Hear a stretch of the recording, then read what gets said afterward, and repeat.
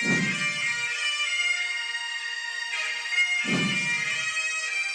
to that piece of lieutenant that's always on his podcast, bash us, him.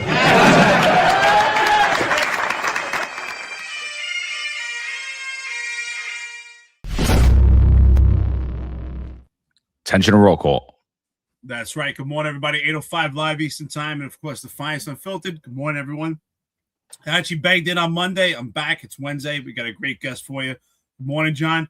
Our guest today is Larry Sharpe, running for New York governor, who I also learned is a former Marine. So, Semper Fi, thank you for your service, brother. Semper Fi, my friend. Absolutely. I think you're going to be impressed with Larry. He's got some great charisma. We already had a great conversation offline before we started here.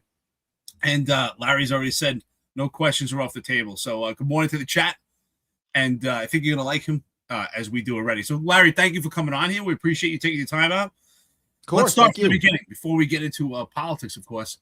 If you could tell us a little bit about yourself, where you grew up, why you became a Marine, and ultimately, why do you want a life of service?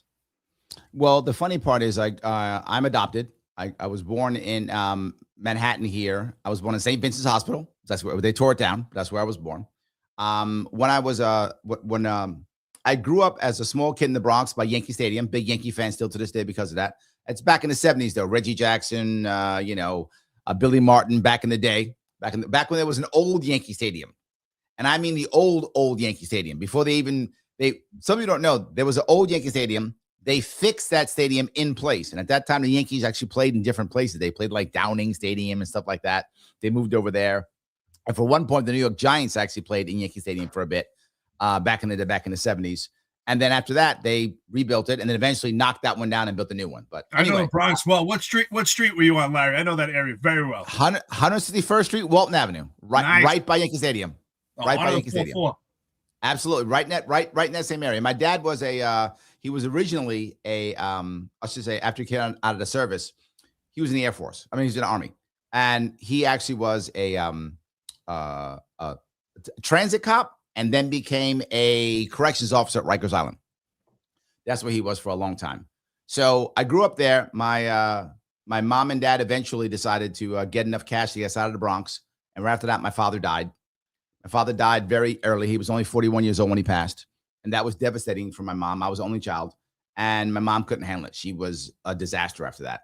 My life was not great. So I joined the Marine Corps. And how I joined the Marine Corps? I wasn't going to join the Marines. I was going to join the Army. I wanted to escape. So I was going to join the Army. That was my original goal because my dad was in the Army. So I'm going to copy him. In fact, that flag right there is my dad's flag. That's my dad's flag behind me. So yeah, so I was going to join the Army, but where I was, there was actually all four services together in the same building. So I go past the Air Force, past the Navy, go into the Army recruiter's office, and the Army recruiter guy goes, it's going to be great.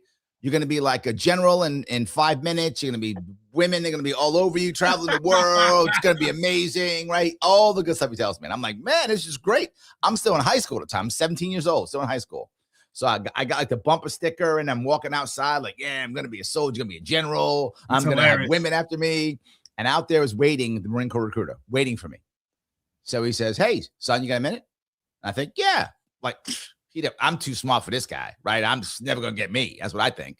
So he brings me in and he says, that Army guy, did he promise you a lot? I said, yeah, I'm going to be a general in like 6 weeks. And women going to be all over. I have a PhD by next month, right? I'm telling him all the great stuff I'm going to get. And he goes, you know what we call that in the Marine Corps? I said, what? He said, we call that the solar plan. Everything under the sun. He goes, you know what I'm going to promise you? I said, what? He said, 4 hard years. Are you ready? I said, yes. And I signed up. And I look at why I said yes to that, right? Then I didn't know why. But I look back now, this years ago, I look back now and go, why in the world would I say yes to something like that when the Army guy was offering me everything? I mean, obviously he was lying, but I was too dumb to know that he was lying to me. But I believed it. So I said, why did I say yes to it? I was desperately searching for positive male role models, which I had none in my life. And the Marine Corps gave it to me. And I say it all the time. The Marine Corps saved my life. If I would not be where I am now with the Marine Corps, I'd be doing something stupid somewhere with some stupid people is what I'd be doing right now. Cause I was a punk. I was not the kid that I should have been. When my father died and my mom became an addict. afterwards. And when I came back from the Marine Corps, I had to pull out of prison. So I had both sides of it. I literally had a corrections officer, law enforcement dad, and an addict felon mom. So I had both in the same family. So when I came back, I got her out. And my mom, before she passed away, she was clean for over 25 years. So she has actually able to get us back together, never went back in, nothing but good stuff. She was able to fix this. That was important for us to make that happen. So, but anyway, as I'm up here rocking and rolling, I come back, I become a teacher for a while, don't like that. I become an entrepreneur, truck driver for a while, don't like that. I become an entrepreneur with my mom. And one reason why I became an entrepreneur is my mom couldn't get a job. So I thought to myself, how in the world am I I hated the fact that when my mom was trying to get a job, she was a hostage because there weren't many jobs for her. She had a record. She had to lie on her record all the time because she couldn't get anything done. And once she was an employee, she was a hostage. She could never leave. She couldn't stand up for herself. And I said, how am I going to make it to where my mom can't, be a hostage anymore? I said, if she owns the business. So she had remarried. She had my step-pop at that point. So the three of us, I said, we're going to start a business. We're going to buy the biggest truck you can buy legally in New York without having a CDL. And I think then it was a 24-foot box truck or whatever it was. It was something like that. I said, we're going to buy a truck. We're going to start a trucking company. And my mom is going to be 100% owner. And my step-pop goes, whoa, 100% owner. What about me? I said, no. I said, my mom's 100% owner. You and me are employees or I don't do it. And he's like, what do you mean? I said, my mom's 100% employer. I'm 100% owner or I don't do it. He went, okay. And I said, now my mom's the boss. No one can ever fire her again. She will never be in hostage again. And that's how my mom got into that job. And she kept that until she actually retired and moved to South Carolina because sadly, you can't retire in New York State because it's terrible in New York State. And that's where she passed away. So after that happens, I decided, you know what? I think I'm going to actually leave New York State. I'm thinking I'm out. I can't do this anymore. So I thought I'd go to North Carolina. So I go to North Carolina and I see that it is great relatively. I mean, I could sell my shoebox of a house in Queens, buy a mansion in North Carolina, live better. Everything's great. I decide that. And then I say, I got mad. I said, you know what? Why do I have to leave my state? Why do I have to leave the people who I know and love, the place where I'm born, where my business is, where everything is? I'm going to head back to New York State. I'm going to run for governor. And I am going to fix New York State and be fine. And I head on back and it didn't go as planned. I did not become the governor. But once I ran, that's when I recognized how corrupt it was. I didn't realize how much pay to play it was. I didn't realize how much it was about money and things like that. I was very bothered by that. So I said, you know what? I'm going to run again. And when I ran in 2022, I realized how corrupt even the parties are. And now I'm back again for 2026. I have not learned my lesson. However, if you look, most people who aren't part of the system, they run one time and never again because it's a sewer.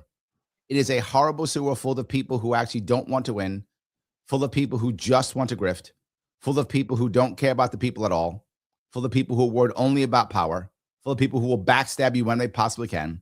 And most people don't want to fight, but I am Marine, so I'll fight in the swamp. I'll fight in the sewer. I'll fight where I got to fight. Someone's got to be in the front line. I will be in the front line. And what I tell people all the time, I can't fix this state on my own, but here's what I tell people all the time. I said in 2018, and I proved it.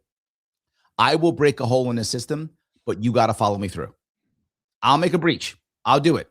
But if you don't follow me through, it doesn't matter. So, Larry, we're all aware of all of the issues in New York, right? The crime, the out of control criminal reform, the police reform. I mean, basically, it's an anti-business state. 100%.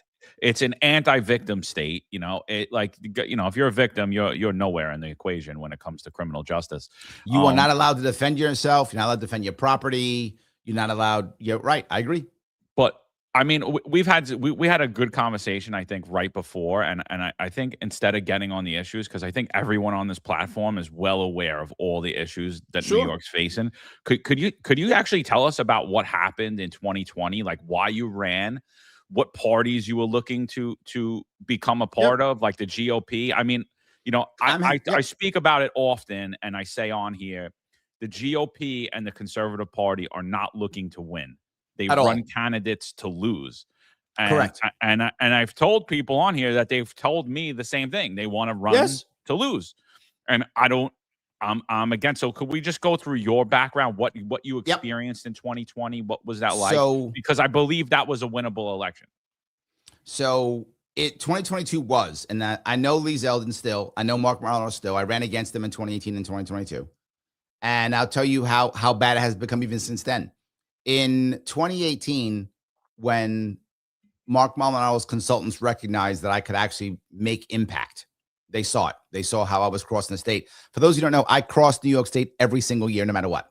I literally go to every county in this state every year, whether I'm running or not, so that people recognize I'm not just here when I want your vote. I'm here even when I don't want your vote. This year, I want your vote, by the way. But even if I don't, I still will be crossing the state, doing events, meeting people. And when I meet people, you'll find most people, and Blakeman is a perfect example of this, the Republican is a perfect example of this, and Hochul too. They go from press conference to press conference and from fundraiser to fundraiser. If you want to see someone, you got to pay $150, $100, $250. I go from, diner to restaurant to gun shop to just wherever, any local, to winery. I go to any place who will take me, and I do it for free. So people just go and come talk to me. So that's number one. So in 2020, when I saw how I was campaigning, when I run for office, I just run for office. I don't do anything else. It's all I do. So I just go into debt when I go. I don't work. I just go into debt. And sadly, everyone else who's running gets paid by the state to run because they're always already congressmen or they're already governors. So our tax dollars pay them to run. I just go into debt when I run. So I would just go and run. So what that was happening, the Maldonado team was like, hey, let's talk to Larry. Let's see if we could make a deal. They openly wanted to make a deal with me, which was a good thing. That's a smart thing. How can we make a deal? What can make happen? What can we do? We couldn't come up with a deal because I didn't believe that they could win it all. I thought there was no chance of victory in 2018 for the Republican Party. So I said, I'm going to build my own party out and move my own movement, my movement forward. And my goal of making a movement was so that with cross endorsements, we can fight the establishment, right? Coalition can fight the establishment. By the way, that's what Trump did in 2024, right? 2024 put a coalition together. He put Elon Musk, Tulsi Gabbard, RFK Jr. That coalition that Trump put together in 2024 is the model that I've been trying to use since 2022. He got that. That's how you beat the establishment. It's everyone else who goes, I hate the establishment. Let's make change. That's what gets you together. That is the answer, right? So he did that. And that's how he was able to make that happen. I thought the same thing. So 2018, I started a party. 2019, it starts working. And 2020, Cuomo goes, wait a minute, this isn't working. He stops me not because he cares about me, but he saw me actually growing my movement. I went from 15 Libertarian affiliates to 30 in 1 year. And in 2019, we had 107 local victories. They were all local, like city council, water board, things like that. But they were local victories. I was growing an independent party movement. And he said, I got to get rid of it. He told everybody that he was doing it to get rid of the Working Families Party. That was the story. That was a lie. The Working Families Party still exists, still supported him, has always been supporting him, has gone nowhere whatsoever. Nowhere whatsoever. So in reality, it was to get rid of my party. And it worked perfectly. He destroyed my party with the stroke of a pen, literally in a budget line. So we couldn't get our party. It was destroyed in 2020. I went back to get it in 2022. So Democrats took my party away. 2022, I go back and I think, okay, natural allies again are going to be Republicans. I'm going to go back. So I head back to this point and I say, hey, guys, let's get together. Let us actually make a coalition. I will run. We can get us all together. I'll pick up the Libertarians, as I always have. I'll pick up people because I know when I ran, 30% of the people who vote for me are registered Democrats.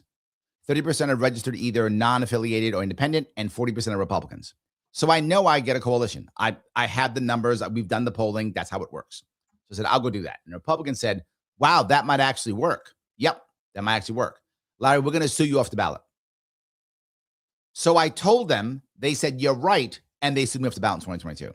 So the Democrats crushed me in 2020. Republicans crushed me in 2022. So then in 2024, I get behind RFK Jr. because I figured, okay, he'll get me an independent party. He's popular. He's a Kennedy. He's in New York State. He'll get me a party. Kennedy spent $1 million, got 145,000 signatures, and could not get on the ballot in New York State. Couldn't do it. Could not do it. Not just that, Lee Zeldin, who ran a good 2022 campaign, tried to get on the ballot as an independent candidate. He couldn't do it. They sued me off the ballot. Since they've made these new laws that crushed my party, no one has made it on the ballot in a statewide election. They haven't done it, not once. So think about that. In 2022 was the first time there was no independent candidate on the ballot for governor in about 80 years. And in 2024, New York State was the only state in the entire union that did not have anyone on the ballot independent for president. Doesn't work anymore. So now I'm coming back again. And this time I'm coming back again trying to make the same deal. But but Zeldin in 2022 at least was talking to me before the Republicans decided to sue me off the ballot. He was open to talking to me too. We had conversations. We still talk. Zeldin and I and Milan, we still talk. Hey, how can we fix it? What can we do? But Blakeman, no. Blakeman does not want to make a deal at all. He does not want to offer me anything. Doesn't make a deal at all. And the problem we have here is Blakeman knows he's going to lose, is aware he's going to lose, and doesn't care. That's the problem. Did I go too long on that? No. I think it's really good. I think people need to hear this. So, but you said he knows he's going to lose, right? And yes. and what are the indicators that you believe why you believe he knows he's going to lose and he doesn't care? Like what's the benefit of that and for whom? Yeah, hold on. I want to touch a couple fun things that your chat is saying. Sure. They're saying I'd be a very good auctioneer. I am. I actually do auctions when it comes to fundraising. That's I will hilarious. fundraise. Yes. So your guests, well done. Your audience understood. They also said I'd be a good car salesman. I used to sell cars. So yes, well done. In Queens. Listen, this is listen, our chat is all walks of life, but we have a good majority of cops, and cops are pretty good at identifying people. So spot on right there. Well done, guys. You are correct. You have pegged me well. Nicely done. What kind of cars did you sell? Hondas. No, nice. Yes, right. I sold Hondas. Yes, absolutely. So there we go. For you guys so you guys pegged me well. Well done. So in any case, so I know Blakeman's can't win because 23% of the New York State voters are Republican. That's it. 47% are Democrats. About 30% are either non-affiliated or independent. So Republicans are outgunned 3 or 4 to 1. They cannot win at that rate. How can they? It's impossible, right? It's impossible. He'd have to be able to cross over in some way, shape, or form. Is he trying? No, he's not trying to. Where is his plan? I'll ask you guys. What's his plan to fix New York State? I have no idea. Of course, no one does. I'll second that one. No one does because he doesn't have to have a plan. Why bother? He's not going to win. It's irrelevant. So he doesn't make a plan, right? It doesn't matter. His website is literally one page. I'm not joking. Check it right now. It's one page. There's not one policy on his website. Why bother? He's not going to win. Not just that. His YouTube page has like 30 followers. I'm not joking. One video. And that's his official page. I'm not joking. That's why it's so bad. That's why he's never going to win. Why would he bother? He doesn't leave Long Island. He doesn't do shows like this. I've already been on Rogan. I've already been on Glenn Beck. I've already done the long shows. And again, Trump taught us how to do this. Trump won because him, J.D. Vance, all the guys, Tulsi Gabbard, RFK Jr., they went on all the shows. They went on the long form shows where you just talk and have conversations. That is what people want to hear now. They want long form. There we go. Yep. If you click on that, it doesn't go to a separate page. It just goes lower down the page. Go up top and click any of those. That's his click any of those up there. And it goes lower on the page. It's only one page. Go click his video. You know, Larry, that's spot on. We often talk about that, right? Because when you go on mainstream media, sound bites. Yes. Long form conversations like this platform and Rogan that you speak about, otherwise, people get to know you. And they get to know it's real you. So you can't hide behind. There's no mask there. I think that's correct. When I came on, what did I say? I said there is nothing off limits. I love it. Whatever you want. I got a question for you, Larry. Go ahead. So since you're talking about coalition, independent party, it's interesting, right? Because even some of the chat is saying here, the game is rigged. It seems like it's rigged. It seems impossible for a third party to win. But correct. I think the chat is on fire here. They're kind of alluding to what I think you might answer this, but I'm going to ask hold anyway. On. That's his YouTube page. 38 subscribers. From his website, 38 subscribers. One video. Wow. That's all. Yeah. Well, that tells it. So don't tell me he's going to win. Anybody who's sitting here telling me Blakeman's going to win is either not paying attention or just blindly following the R. One of those two things. They're not paying attention or blindly following the R. Anyone who says that, he is not going to win. He knows he's not going to win. It's never going to happen. And not just that, he's talked about running for the past 8 months. If you Wow. check, he talked for 8 months. In 8 months, you can't put up a website.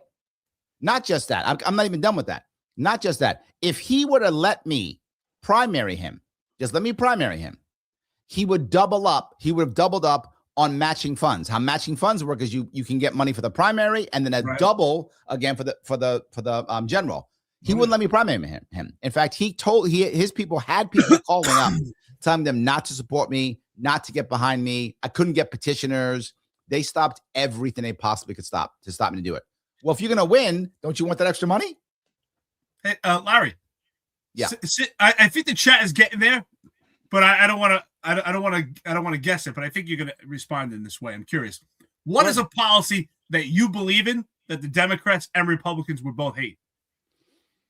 The biggest one they hate is my idea of having a sovereign fund for New York State. And what I mean by that is right now, the biggest problem we have is you have Republicans who just go, oh, we're going to cut taxes. That's a lie. They have no reason, no way to do it. There's no way. You can't just cut taxes. It's impossible because we have a bloated system that everyone's relying upon, right? So you can't just, that's not going to happen. It would never happen. And the Democrats, here's what I will say. If Democrats are going to fix this state, they've been running it for at least 25 years, if not 30 or 40. They had to fix it already. If Republicans were going to fix it, they would have already had a plan. There's no plan. So, right? No one in the chat can tell me what the plan is, the Republican plan to fix it. One of the things I talk about is the idea of a sovereign fund. Now, to move forward, both RFK Jr. and Trump talked about a sovereign fund for America back in 2024. They both put this idea up. A sovereign fund is basically a fund that the state has that can begin to make money. Norway has one. Singapore has one. Lots of countries have these sovereign funds. We create out of New York State. We can back with many things. Either we can back it with hard currency if we want to. We could back with a loan from our taxation if we wanted to. We could do land leases to put money into it, whatever the case may be. And we authorize our big banks in New York to also put money into it. Right? That's what happens in Singapore right now. It becomes an absolutely separate company. It has a separate CEO. It has a separate board. Right? When you do that, that now pays for education. Why would we want to pay for education? Several reasons. Reason number one, if you pay directly for education, that's $40 billion out of our budget. I just cut my budget by $40 billion. Number one, I've told you how to cut a budget. No one else will tell you how to cut the budget. I just did. Not just that. Once we do that, why do we have school tax? No need. School tax goes away. Depending upon where you live in this state, that's about 50% of your property tax, give or take. Some people more, some people less, but it's around 50%. I just cut 50% of your property tax. I give you an actual way of doing it. Getting rid of it never comes back. Not just that. Now local people control schools because the way they control schools is through federal funds and through state funds. Once that goes away, local people control schools. You want to have shop in your school? You can now. You want to have civics in your school? You can now. You want to have Future Farmers of America in your school? You can now. Right now, you can't do those things because everything's about the test. All the kids are pushing towards the test. And what's our response? Our kids can't read. Our kids can't do math. That's how it works in New York State. If you can afford a tutor for your kids, or if you have a parent or a sibling at home who can tutor your kid, you can do very well in New York State. If you don't have a tutor, your kid is going to suffer. That's how it works. It's everywhere. You always nod your heads yes. So I just gave you the reality of life. I didn't just go, Hochul bad or Trump bad, which is what they always do. If you're a Democrat, you just go, Trump is trying to kill us. He's terrible. Or if you're a Republican, you go, oh, Hochul or Mamdani are bad. That's all you do. I gave you an actual answer. And they both hate it. Why do they hate it?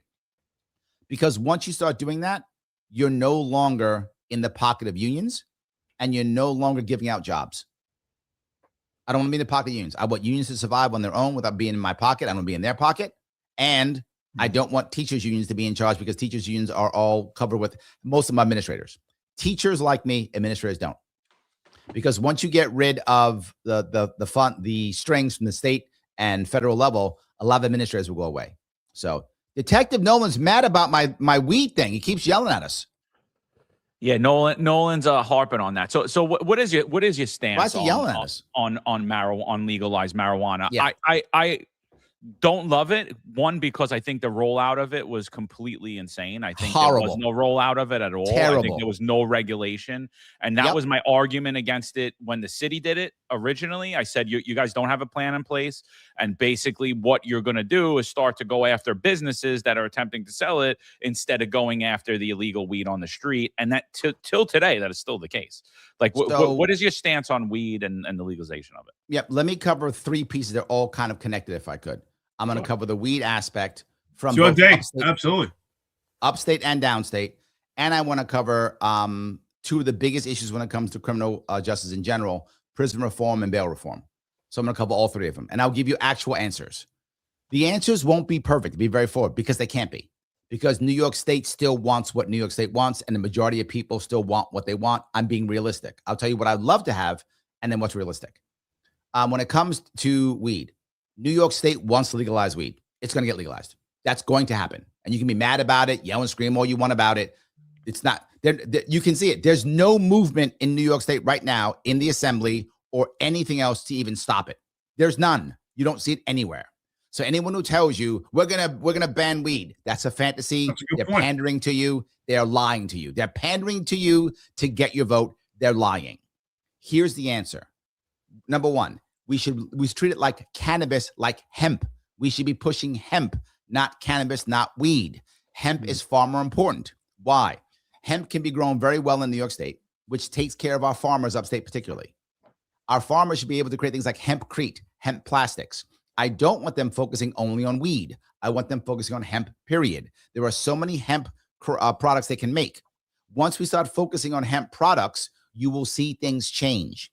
You will see things, people think differently about cannabis and start focusing on other things like that. Not just that. They'll start focusing on actual products.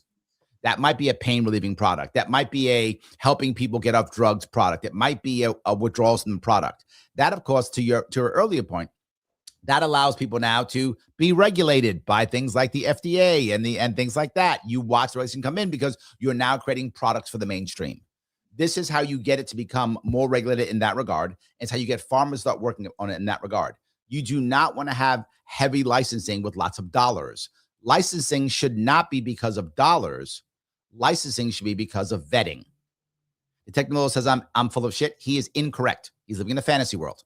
All you have to do is check every single poll ever done in the history of New York State, and I'm correct. There's no poll, none, not one that goes, New Yorkers want to ban weed. Never going to happen. Not just that. They're making money off it.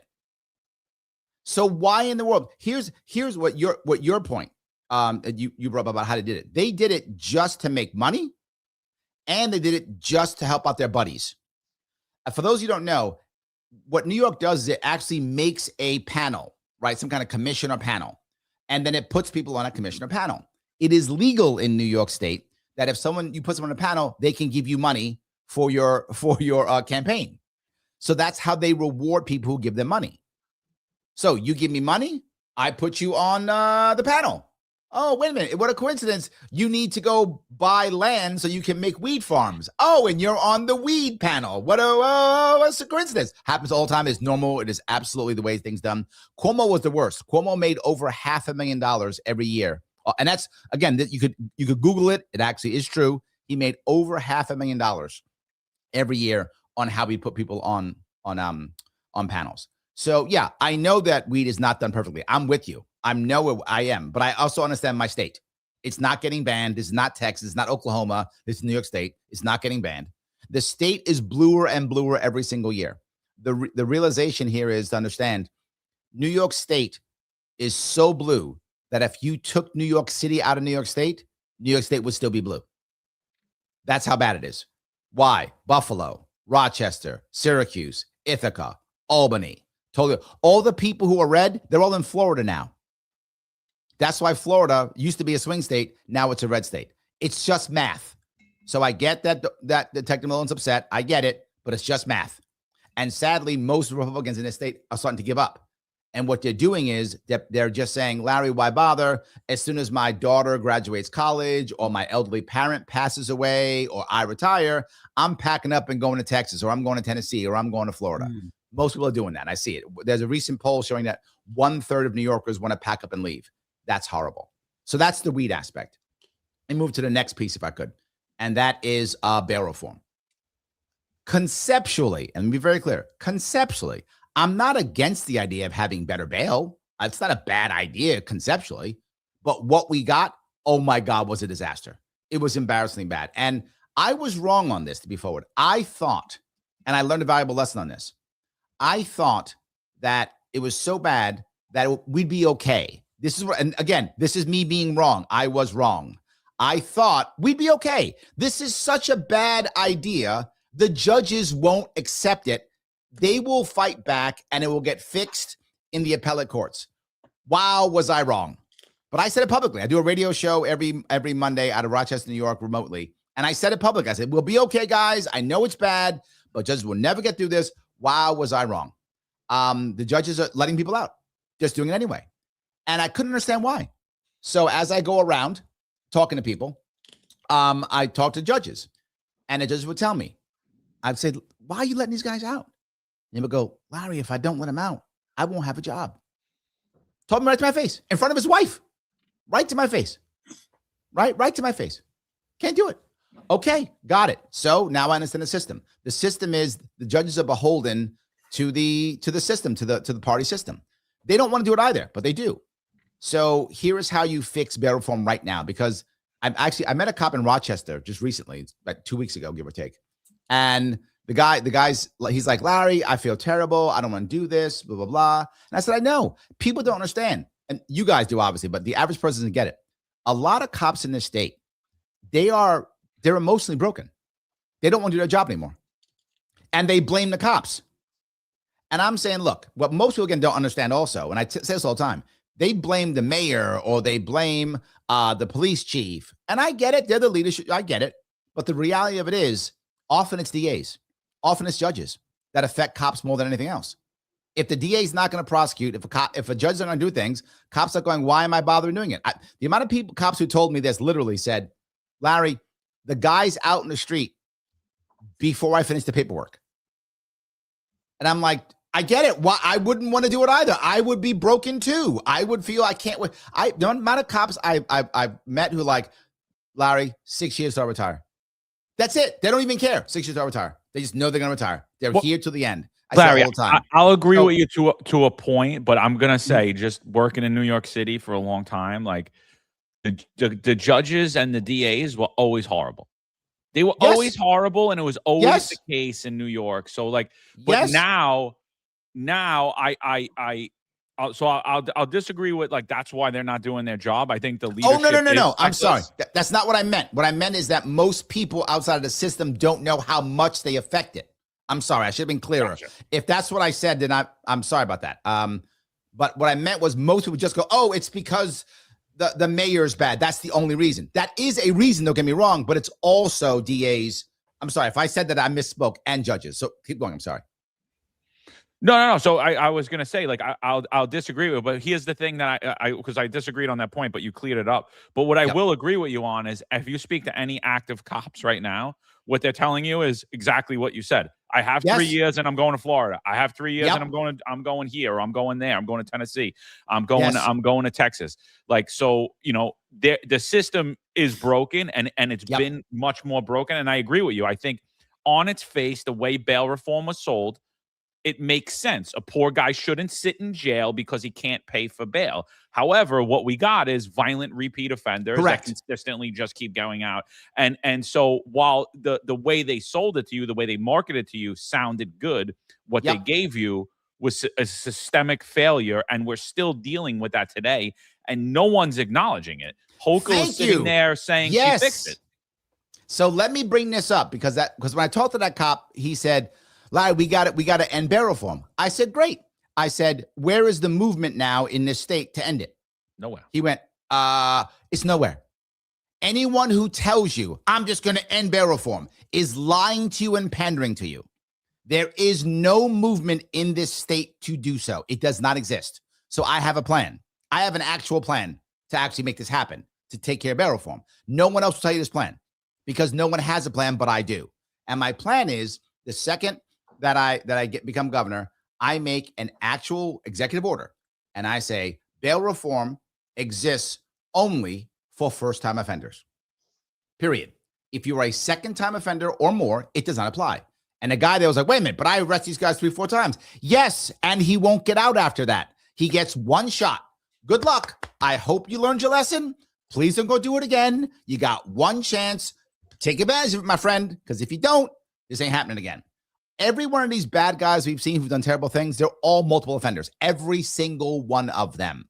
In fact, if I remember right, I think it was Eric Adams who said the average is 18 times being arrested. That's the average. One guy was arrested like 87 times or something crazy like that. So yeah, so just do that. Now, here's the problem. Is that a legal executive order? Actually, no, it isn't. But I'm going to do it anyway. I'm doing it. Why? Because here's the other reality.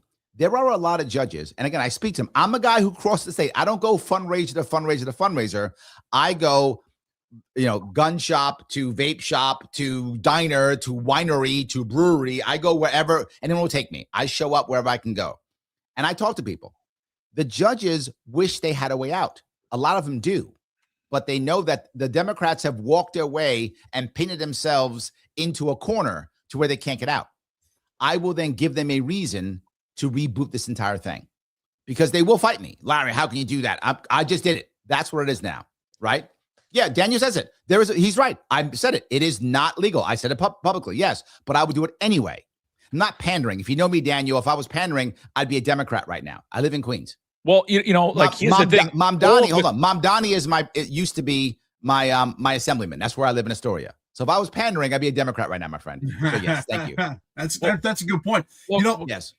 Wait, I'm sorry, Eric, but just correct me if I'm wrong. Like when we talk about COVID mandates, weren't those all those executive orders and everyone followed those to the letter of the law like they were legal? Correct. Yes, they absolutely will. Yes, they absolutely will. So yes. So that's my point. So I gave you an answer. What I want some of you guys to realize is some of you may not like my answers. And again, I told you up front, you may not. But what did I do in every single case? I didn't pander to you. I didn't just go Hochul bad. I didn't just go Trump bad, what Democrat would do. I didn't do any of those things. I gave you an actual answer. And for those of you who are like, well, Larry can't win, whatever. So Blakeman can win? Where's the if you supported the guy in 2014 or 2018 or 2022, where's that guy now? They're gone. They took your money and they left. Blakeman will take your money and leave. I'll take your money too. Please give me your money, but I won't leave. There's a difference. I'll still be here. I'll still be on these shows. I'll still be talking. I'll still be fighting. So I won't leave. So there's your option. Your option is stay with me and I'll keep moving forward, or throw your money at someone else and you'll call me the scam even though they took your money and left. I'm not lying to you. Whether you agree with me or not, it's different, right? I'm not lying to you. Those guys are. I got a question for you, Larry. So now that we're on this topic, and bail reform is near and dear to us. It's an external, so John and I often talk about it. It's an external factor that affects law enforcement, but in my opinion, and John, we spoke about this, we both agree that it's the internal pressures of law enforcement that are far worse than external factors.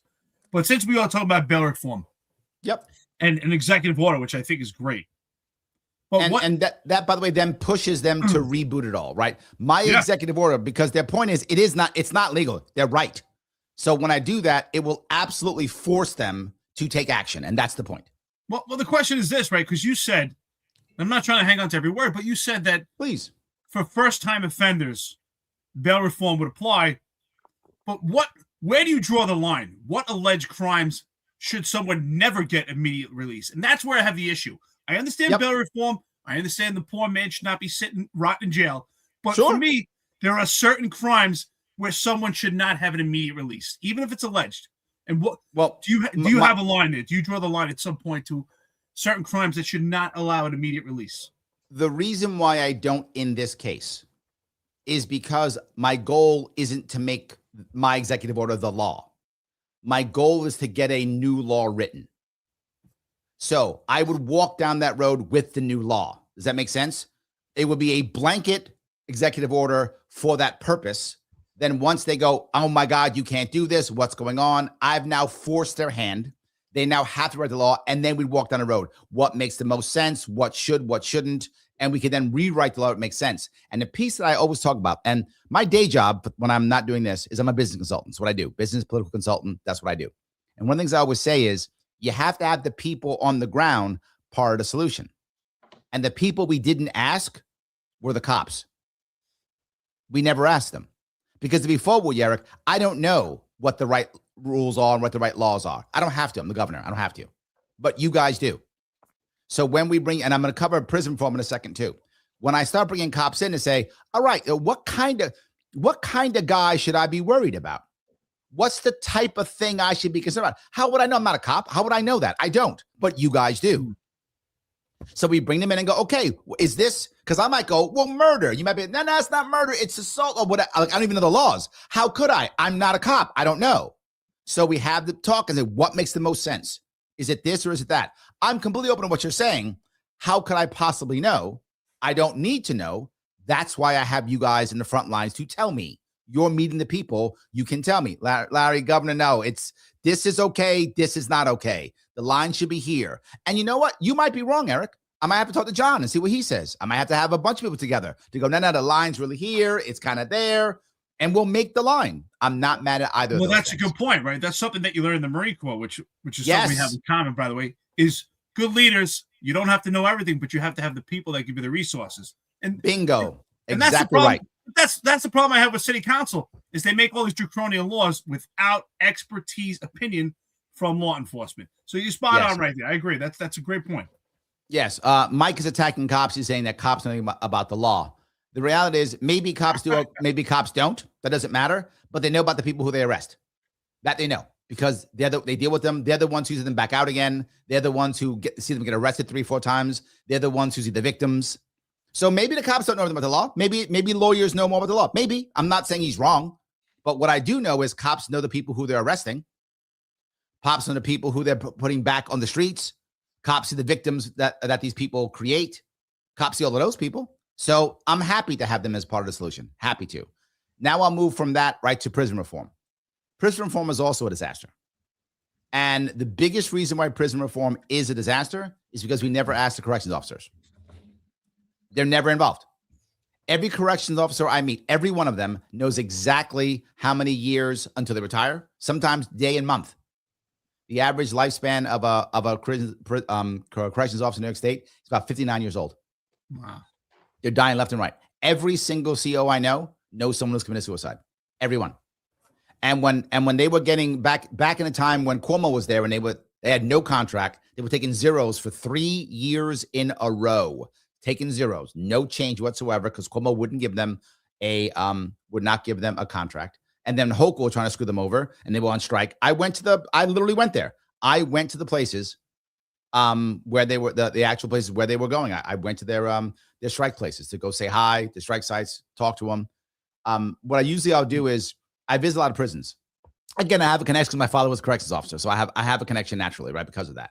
So generally speaking, most prisons, it's around 3 o'clock or so when they have a changeover. So I literally go out, do the changeover and shake hands, say hi, meet the guys. But I also something else. I also go to wherever they have an actual area where the family members come to visit, and I go visit family members too. Because the key thing we're talking about is we have to have corrections officers and family members involved in this. Because not only do I want a safe prison for both my corrections officers and my prisoners, I also want an environment when they come out, they get some support and then they'll go back. I would like my prisoners to not go back. I would like them to go out into the world, have a chance at life and do well. And without support, they're not gonna. They're gonna go right back to their old ways. They're gonna get arrested again. They're going right back again. I'm trying to make that go away too. But the piece I want to bring up when it comes to prison reform is if we don't add the COs, we're never gonna fix it. What I say all the time is every prison, I know this, 3 people in every prison. People who are horrible and should never get out of prison. People who should do their time and get back out and be able to have a second chance at life, and people who shouldn't be in there in the first place. And the problem is, I don't know which one's a which, but who does? The COs do. They deal with them every day. And each prison is different. So why am I not having my COs as part of my solution? What we do now in New York State is we say, hey, some consultant who has a very cool degree and an idea, why don't you please come in? Why don't you come up with some idea, not include the COs at all, And then once that fails, you'll leave with a check. And then once you're done with a check, the COs will pick up the pieces and we'll blame the COs for everything. That's how it works right now. I want to change that. I think we can fix the system. If we actually put the COs involved in it, we can make real prison reform. So I often talk about that. I say, like, if you can't manage a prison, why should we expect you to be able to manage a city? Like, it's, you really don't even have constitutional rights, and yet we have prisoners overdosing on drugs. We have them being murdered. And to me, it's just a highlight of pure, utter incompetence and lack of care in our elected officials. Because, like right now we're trying to get rid of Rikers and go to this borough-based jail system, but we have to reduce the population of prisoners. They have no plan on how to do that. How do you reduce the population? It's embarrassing. How do you reduce the population of prisoners? But my other point is, like, what does it matter where the prisoners are? Like, what is it? The building that's incompetent? Or is it the people that are running the building that's incompetent? And ultimately, who runs it? It's our elected officials.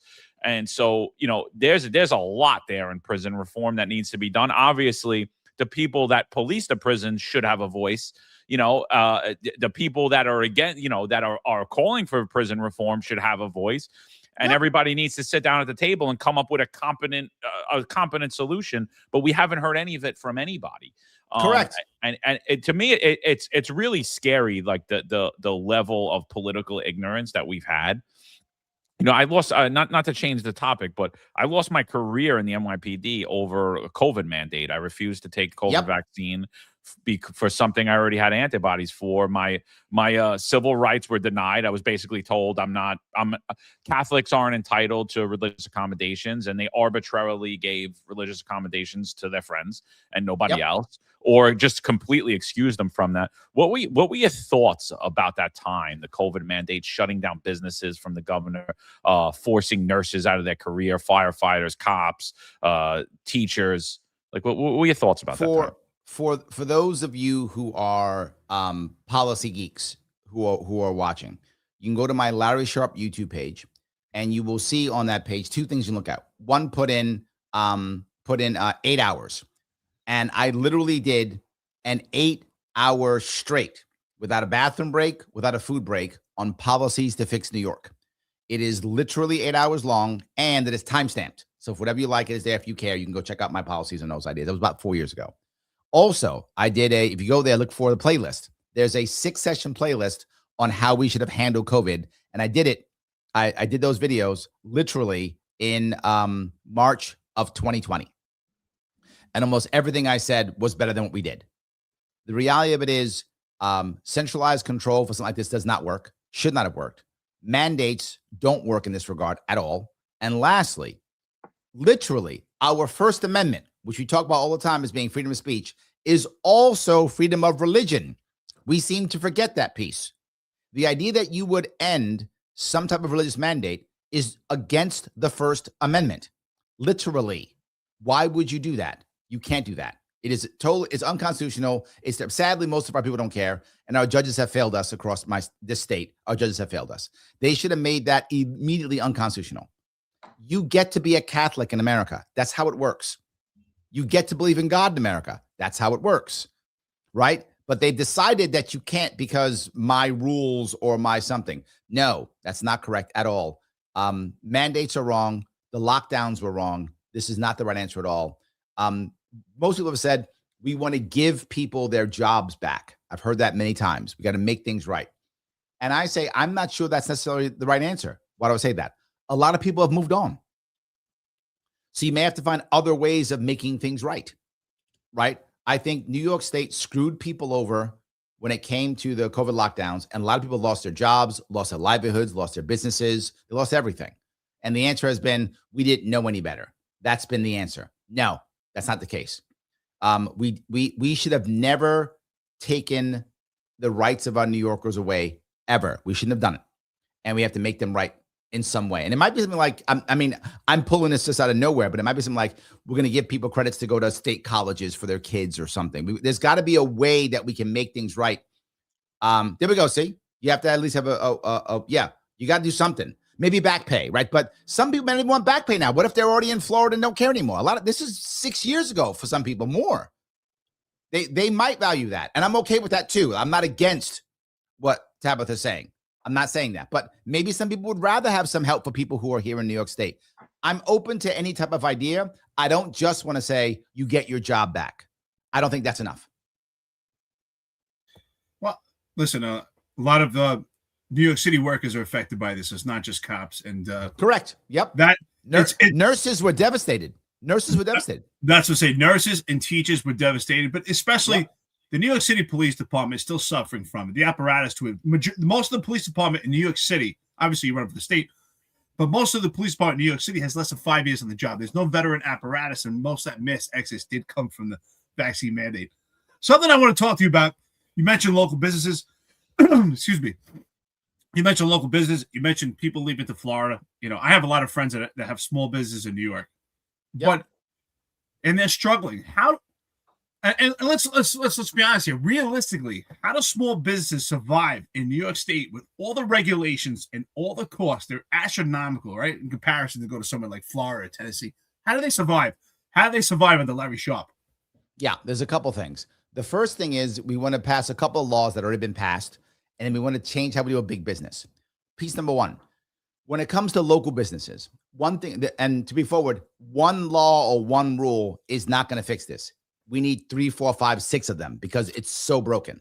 So first piece is, if you are a local business in New York State and you agree that you will do business only within New York State, you will be immune from all federal regulatory bodies.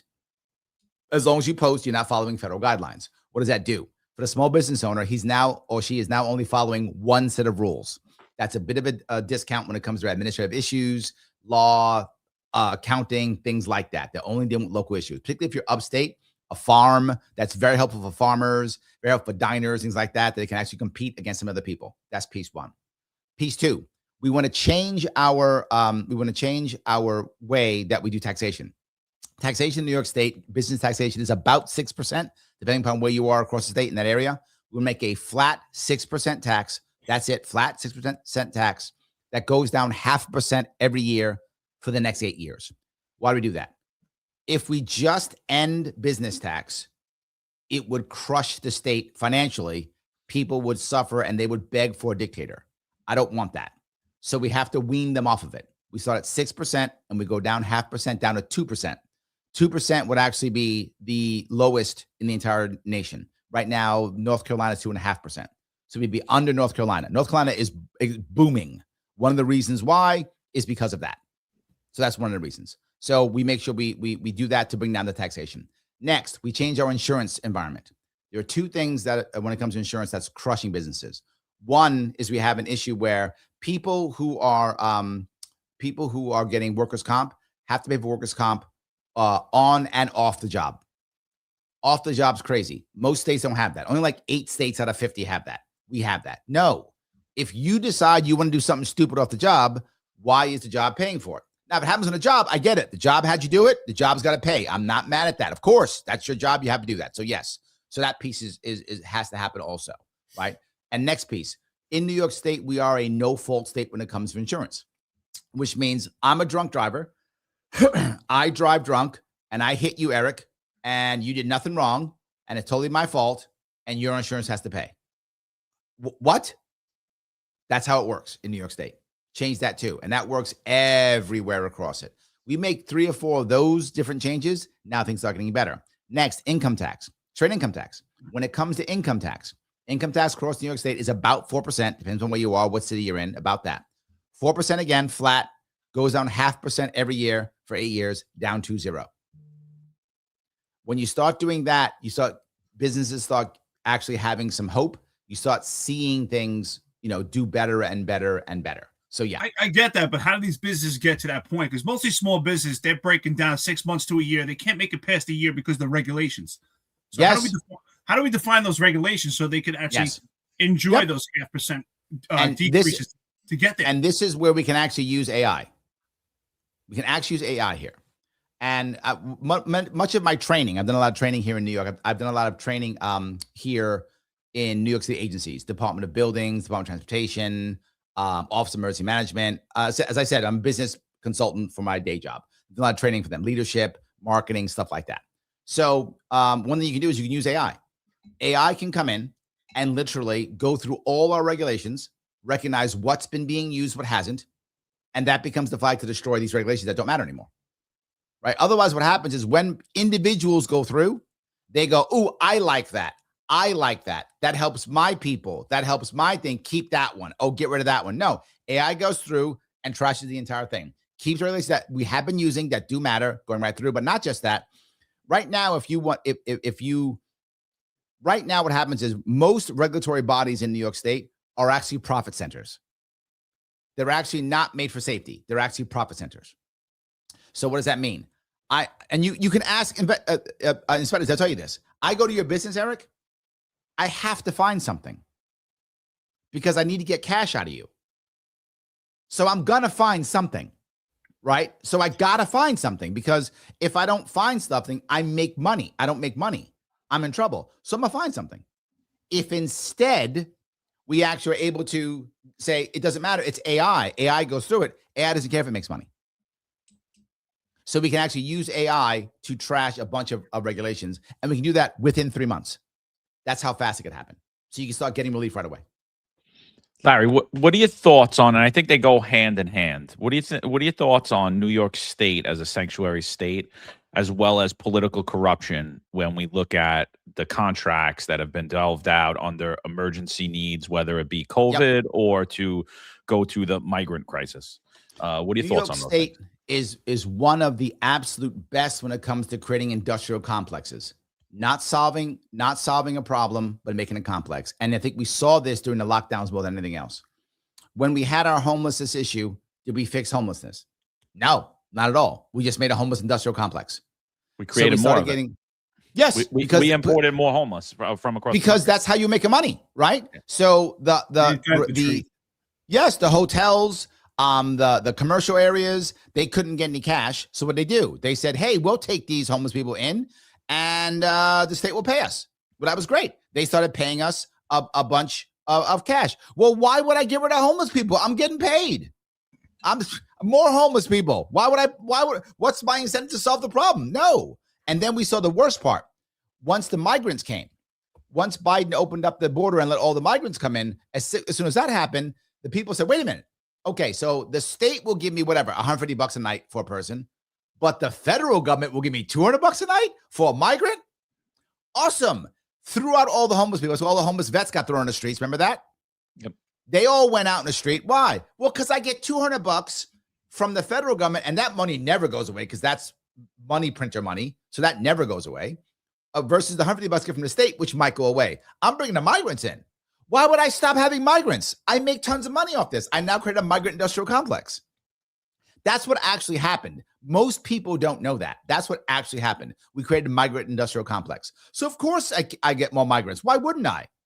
Why would I have to run a regular hotel when I can just have the federal government pay me and fill my rooms every single day with migrants who don't have any rights anyway? What do I care? This is amazing. I make a ton more money. And that's what was happening. So that whole piece was terrible. Do I like New York State being a sanctuary state? No, of course not. Let me be very forward, though. New York State wants to be a sanctuary state. This goes back to the same thing as always. They want the migrants. These migrants didn't come here out of a mistake. They're here because big business wanted them. That's the reality. And I know that sucks and people don't want to hear it, but it's still true. That's why they came. They came because big business wanted them. That's why they came. And either the Biden administration just said yes to it or they made a deal. I don't know what happened, but Biden just went, okay. And just all of them came through. And that was because big business wanted them. And now we got to find an answer. And the answer is not paying people to keep them.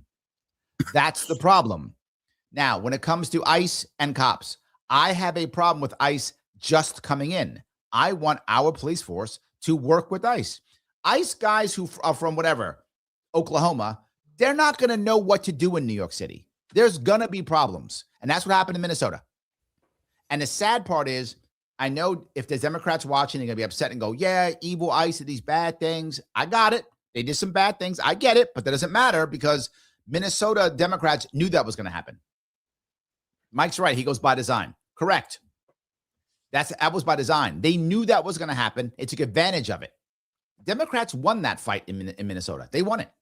They won it. They won the PR battle. by allowing ICE to come in, not helping them at all, knowing something will go wrong. You got people who are basically don't know the towns and cities going in trying to do ICE raids. What a disaster is going to be. Let's have NYPD work with ICE. NYPD knows where to go, how to get there. And then here's the issue. I know sometimes you'll find people who will say, well, Larry, NYPD is overwhelmed. Okay, great. But then 1 or 2 cops who know what's going on and then have ICE supplement. I'm okay with that. But I want NYPD leading it. If they don't lead it, it's going to be a problem. It's going to be a problem. They have to lead it. That's how we fix the sanctuary issue. Let NYPD lead it. And what winds up happening is they don't come. That's the issue. They don't come. They come because it's easy. I get it. I would too if I was them, right? I would too. And to be forward, I don't blame them. I blame us.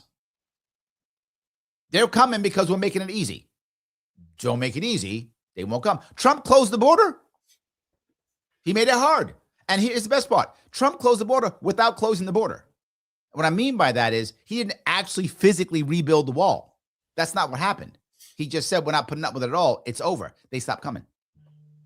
So he closed the border by making it harder.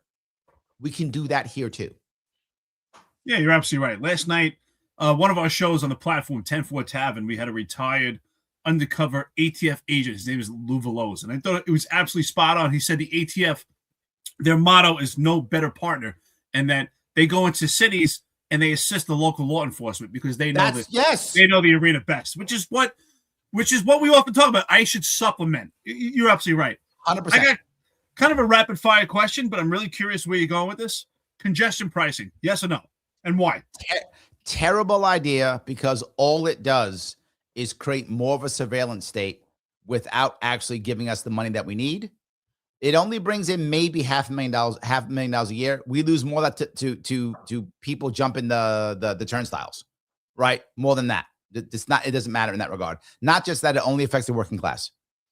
So the wealthy people already live in Manhattan and they don't care about the congestion pricing anyway. It affects the working class for no reason. There are better ways of making that work, and I'll give you 2 of them.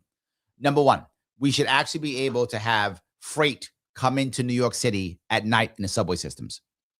If we had freight coming into the subway systems at night, it would change a lot of things. I'm going to explain why. Number 1, right now, if you guys know, only the trains run maybe at 1/3 of the number of trains at night. It used to be 1/2, but after COVID, New York City actually goes to sleep now. New York City used to not sleep. Now it does. So about 1/3 of the trains run at night. So with those 2/3 open, 1/3 can be used for maintenance and 1/3 can be used for freight to come in. Okay, but Larry, we can't do that because the system isn't made for freight. True. So we can instead have the freight companies like the Amazons of the world, like the UPSs, FedEx, they can sponsor and rebuild it. And they can Wi-Fi it, rebuild it. We get a whole brand new system. New York City just leases the land out. So New York City gets a cut. They begin to rebuild it. And now freight comes in. If freight comes in, they'll pay for that, right? They can sponsor. They can sponsor places. They can sponsor line, whatever they want. I don't care. They'll pay for it. So I don't need congestion pricing because now I'm getting cash coming in from them. Not just that, because I have freight coming in, I have less need for trucks and buses and such to come into my city in general because it's all coming in via freight. So I've made less space and time in my city anyway. So I don't have to have congestion pricing. I'll add one more piece. And I brought this up on Joe Rogan 8 years ago. We should be leasing naming rights to our bridges. Right now we have an RFK bridge or a George Washington bridge, or why don't we have a Google bridge or a Pepsi bridge or a 3M bridge or whatever bridge? We do it with stadiums, football stadiums. They pay $20 million for a football stadium that's used on the weekends.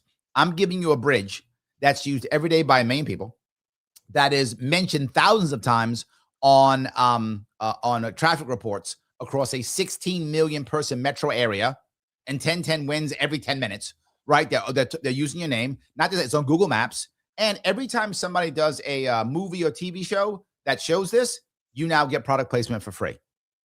I said it's $100 million a year. And when I brought this up in 2018, I had bankers call me up and go, Larry, what's the leasing?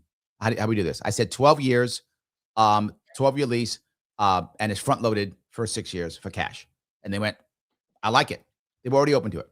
Now I'm going to bring in over $1 billion into my MTA system. That's more than congestion pricing brings in. And we still own the bridge, so they're responsible for maintenance. And best part, if they're paying for maintenance, why do we have tolls? Tolls go away. I've just made the average person who drives through and into New York City have to pay no tolls. I've ended tolls, better system, don't require congestion pricing. Larry, what about the corruption that we're seeing? We see political corruption. We've seen people be indicted. We've seen people plead guilty to selling contracts, whatever they are, security contracts, migrant contracts, homeless contracts. No one of importance has been held accountable. And yet, it's like we don't go after John Gotti, but we crush all the henchmen. Like what would you do for that? Like, what would you do to alleviate the corruption in New York State? Because it is like I've never seen it, unless it's just the internet and the media now, and we just know a lot more. But I personally, I read a lot of history. I personally think it's worse now than it's ever been. I think you're absolutely right. I agree. I think you're totally correct. I agree. And the issue here is because that's the way things are done. And I'm not excusing it. I'm explaining it. To be clear, I'm not excusing it. I'm explaining it. If you notice, most of the people, you said it, they admit to it. It's very rare that when people get caught, that they say, I didn't do it. What they say is, I had to. That's the only way I get things done. Or no, everybody does it. They say those things. Their defenses are, it's the system. I can't get anything done without it. That's their defense. Now, they're not 100% wrong. We've made a system to where you almost always have to do something shady to get anything done in this system. The system itself is broken. So some of them are just utterly corrupt. Some become corrupt, and some fall into corruption. But you're right. They're all corrupt. It's true. And it's worse than it's ever been. I think you're right in what you're saying. How do you stop it? Several things. Number one, you have to have this to where you have ultimate crazy transparency. And I mean insane transparency.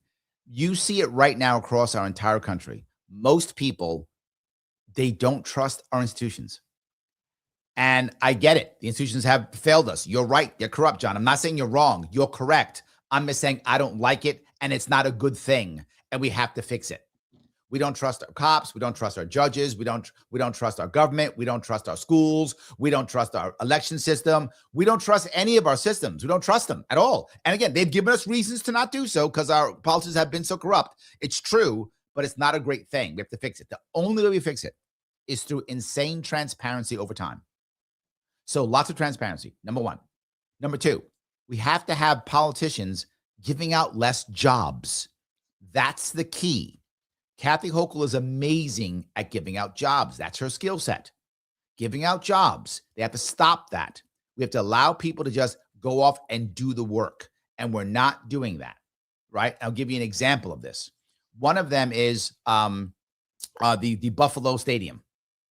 The Buffalo Stadium and Buffalo Bills. Why in the world are we paying for that? You and I are paying for that. Our taxes are paying for that. Why? Right? Every single owner of a football team is a billionaire. Everyone. Every single player is a millionaire. You tell me they can't get financed? Of course they can. Banks love giving money to billionaires. They can't stop. They love giving money. They'll finance them in a heartbeat. Most of the stadiums are financed. Of course they are. They can do it easily, right? They didn't. Why would Kathy Hochul want to do that? She does that because she gets to give out jobs to her friends. Not just that. If you remember Kathy Hochul, because she cares about black people so much, she told everybody she wants to teach black kids to swim. Remember that? A couple years ago. She said, oh, yeah, remember that. Why? Because she loves black people so much? No. They don't know what computers are, but she wants to teach them to swim. That's amazing. That's what she helps us out. Sadly, I have to have my white friends set this up because I'm a black guy. I don't know what computers are. So, yes, my white friends come over and set this up. So, yes. Yeah, they set me up. Go, okay, press. Okay, thanks. I'm up. So thank God you got white friends. I have to have my white friend. I tell everybody, gotta have a white friend for your computers. Otherwise, what can you do? Gotta have white friends. So yes, but no. So she said that. But why did she say that?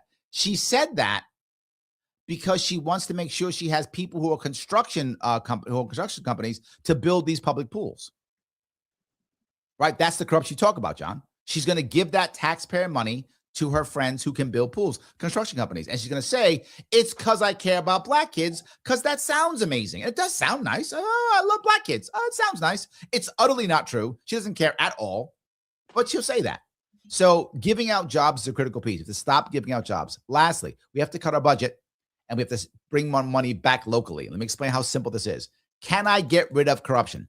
No. Can I lessen it tremendously? Yes. Let me explain why. More money needs to stay locally. The more money that goes to Albany, it's easy to go there and be corrupt. If I just got to send one thug up to Albany and get a $2 billion payout, that's of course. But no, now I got to send 62 thugs to all 62 counties, and each one's a smaller payout. That's not worth it. I'll go to Jersey instead. I'm not doing that here. I'll go to I'm not. It's another corrupt state. Correct. I'll go to Jersey, right? Because they're easier. Exactly. I'm not going to do it here, right? So I think if you have a couple of those types of situations, heavy transparency, and when you have, remember the Moreland Commission that Cuomo made, that actually was in, something like that, just let it be. You want to have a governor who is insanely transparent, because then that sets the tone for the rest. And we don't have that. I am trying my best to be insanely transparent. That's why you see everything I do is live with no notes. So whatever I say to you, someone else is going to hear exactly the same thing, right? I don't know what you're going to ask me. You didn't prep me. You didn't tell me what questions you're going to ask me, did you? You didn't say, no, oh, I'm going to ask you this, that, this. It's all authentic. Yes. So I'm as transparent as I can be. You don't hear me pander. I tell people stuff. Half of your chat's mad at me, and I haven't changed. I'm telling you're going to get what you're going to get. Now, your option is get a guy who's transparent, who might change his mind, who can go back out and say yes or no, or you can have Kathy Hochul. That's your only two choices. I wish the system was different. I've been trying to change it, but it's not. If you support Blakeman, you get Hochul. If you support Hochul, you get Hochul. That's how that works. If you support me, at a minimum, you get a third party. And why does that matter? Because right now, as I said before, the way we grow this is through coalition. Trump told us this in 2024. The coalition of RFK Jr., the coalition of Tulsi Gabbard, the coalition of Elon Musk is how Trump was able to actually win all 7 swing states and beat Kamala Harris in the popular vote. Without that coalition, Trump may have still won, but he would not have had a mandate. That mandate came from that coalition. That's how you beat the establishment. We have a third party. Now you have a guy who wants to run as a Republican, and the Republican Party goes, I don't want to win. No, cut that guy out. We can't do this. Instead, they now get a crossover endorsement from the third party. They now become, that's where everyone will vote. Because I see it now.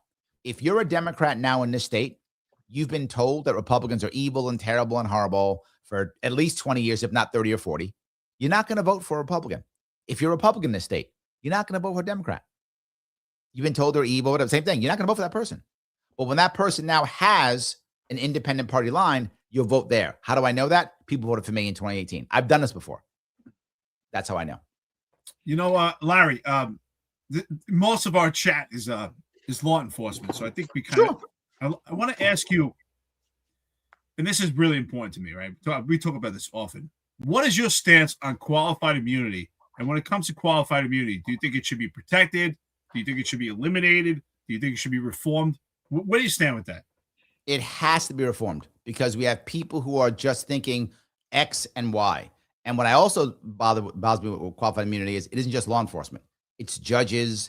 It's people don't know this. It's actually also people who work for CUNY. It is people who work for SUNY. It is any state rep. It has to be reformed. It has to be a whole reform because cops should have a different level than, say, the SUNY guy has, right? It has to be a different level. It has to be shifted and adjusted, and it isn't. And you have too many people who either think one or the other. Everyone should be immune or nobody should be immune. That's not the answer either. It has to be reformed. While we're on the topic of transparency, crime statistics nationwide, honestly, are not transparent at all. The accounting procedures are basically magic, and crime just miraculously is down in a lot of places where it actually isn't. There is zero integrity in crime reporting nationwide. In New York, I personally believe New York started the whole public relations campaign that we're seeing. It's your perception versus reality, and what they're doing is trying to change your reality through the perception that crime's down by not being transparent with their accounting procedures and how they're actually reporting crime and what they're telling you. Like right now, we're being told that Crime is at historic lows in New York City. It's amazing. And what it actually is New York is pushing the crime drop that has occurred since the pandemic spike. So say it all they're the time. comparing numbers today versus the pandemic spike in 2021. And what they're not telling you is that if you actually look at the crime numbers from today versus 2019, major crimes up 30%, violent crimes up over 44%. And they're just telling you, oh, well, murders and shootings are down, but the shootings aren't not properly being accounted for. And there's a play on how murders are actually being accounted when you go a year back, as they're changing classifications of things. Should there be audits of crime statistics, and should that be made transparent? Do you have any thoughts on crime statistics? Let me cover a couple of those things. I bring it up all the time. I will sometimes do a joke. If some of you remember the book, there was a book called Tuesdays with Maury. And that was a book about a guy who was passing away, and some guy would go see him every Tuesday and have conversation with him as he was slowly dying. And it was an interesting story about that. So I did a joke years ago, and I did Tuesdays with Andy. And I would actually take Andrew Cuomo's presentations, and I would chop them up and explain why they were bad, why he's lying, what's wrong. I then started doing it with Kathy, and I started doing, Wednesdays with Kathy. I do it often. And Kathy Hochul is the queen of what you just said. Her statistics are always based upon literally the worst that we had during the lockdowns. So Amanda knows. Yep, great book. So yeah, so she always does this. She's not wrong. It is less than the height of the lockdowns. She's not lying, but to your point, she's being disingenuous. But she's not lying. So I always talk about, you have to measure it towards 2018, 2019. When you start measuring towards 2018, 2019, now at least you're having a fair comparison, right? Is this close? Is this not? Yes. The problem I have is the same thing. It may sound like a broken record, but the crime statistics are put together. Cops aren't involved, right? It's companies, marketing companies that are involved, polling companies are involved, statistic companies are involved, and they're worried about getting government contracts. Well, if I'm worried about getting a government contract, I'm not going to give you bad data. You're not going to hire me again, right? So yeah. So Charlie says, not for nothing, you're not winning, Larry Sharpe. You're just not sorry. Yeah, but Blakeman's not winning either. So you should wake up. Blakeman's not winning either. You have two choices in this state, and you can be mad at me if you want to. I don't mind. I got technical and mad. It's called me a scammer. You can call me whatever you want. I've been called it all. I've been called worse by better. So I'm not affected by it whatsoever. I've been doing this for 8 years. I get insulted all the time. I get yelled at in public. None of you guys are you think you're somehow owning me. You're just making yourself look silly. The reality of it is Blakeman cannot win. A Republican, let me give you this, 2006, 2010, 2014, 2018, 2022, 2022, right? 5 losses in a row. And every single time the Republican Party told you, this is our year, and you bought it. I have a guy saying, Larry, I voted for you in 2018. You only got 1% of the vote. And that means, why should I trust you again? Why should you trust Blakeman? Daniel, Blakeman will get more votes than you. And he's going to lose. So that makes it better. So you feel better about yourself because my guy lost by 15 points instead of 20 points? Is that what you think? That's your win. Go give him money then. And I don't mean to be mean, but I'm being very forward. Daniel, go give Blakeman all your money. Go put a sign in your yard. Go say how awesome he is. And 4 years from now, you'll never see him again. Not even 4 years, 1 year from now, you'll never see him again. He will take your money. He will tell you how awesome he is. He will pander to you and say the thing you want. And he will still lose by at least 15 points. And when he's done losing, you will feel better about yourself because you voted for Blakeman. I'll still be here. But if you were smart and you put your money on me, if I get 4%, 8%, right now I poll at 8%. And when it comes to 8%, if you poll at 8%, you get about half. You get it. So I'll get about 4% right now. That's what I'm going to get right at this moment in time. I'll get about 4%. Well, Larry, why do I care? Because I'll be here helping people run for office. How do I know that? I've done it before. In 2019, as I said, 107 people got elected. So if you, Daniel, want to run or have someone who you like who wants to run to make things better locally, the Republican Party will not help you. They don't. Ask any Republican who's running. They will tell you the same thing. They don't help. unless you're their chosen person who they've chosen you for an L. I'll go worse. In New York City, for those you don't know, and many of you probably know, but in New York City, the Republican establishment told Republicans to vote for Cuomo. The guy who literally said there is no room for conservatives in this state. And you want to support that guy? Daniel, what is wrong with you? Do you have a mental illness? I think you do, and it's called Stockholm Syndrome. I think you have it. I think you have it because you think that's the answer. It's not. It cannot work. It's never going to work. And not just that.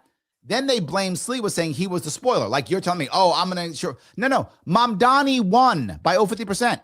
With or without Sliwa, Mamdani is the leader. He still wins either way. Hochul wins either way, unless Blakeman drops out. If Blakeman drops out, I get all the Republican votes. I will be the crossover candidate. I will win. If Blakeman drops out, he's not gonna because he knows he's gonna lose. He's already here. But if you keep supporting him, you keep supporting. This is gonna be the 6th loss in a row. And for those of you Republicans, listen to this. The Republican Party is 2 cycles away. I'm not making this up. From no longer being able to run statewide candidates anymore. It's already happening right now in 2 states already. New Mexico, it's already happening. New Mexico, there's no Republican candidate for governor. Google it now if you're making it up. It's true. And not just that.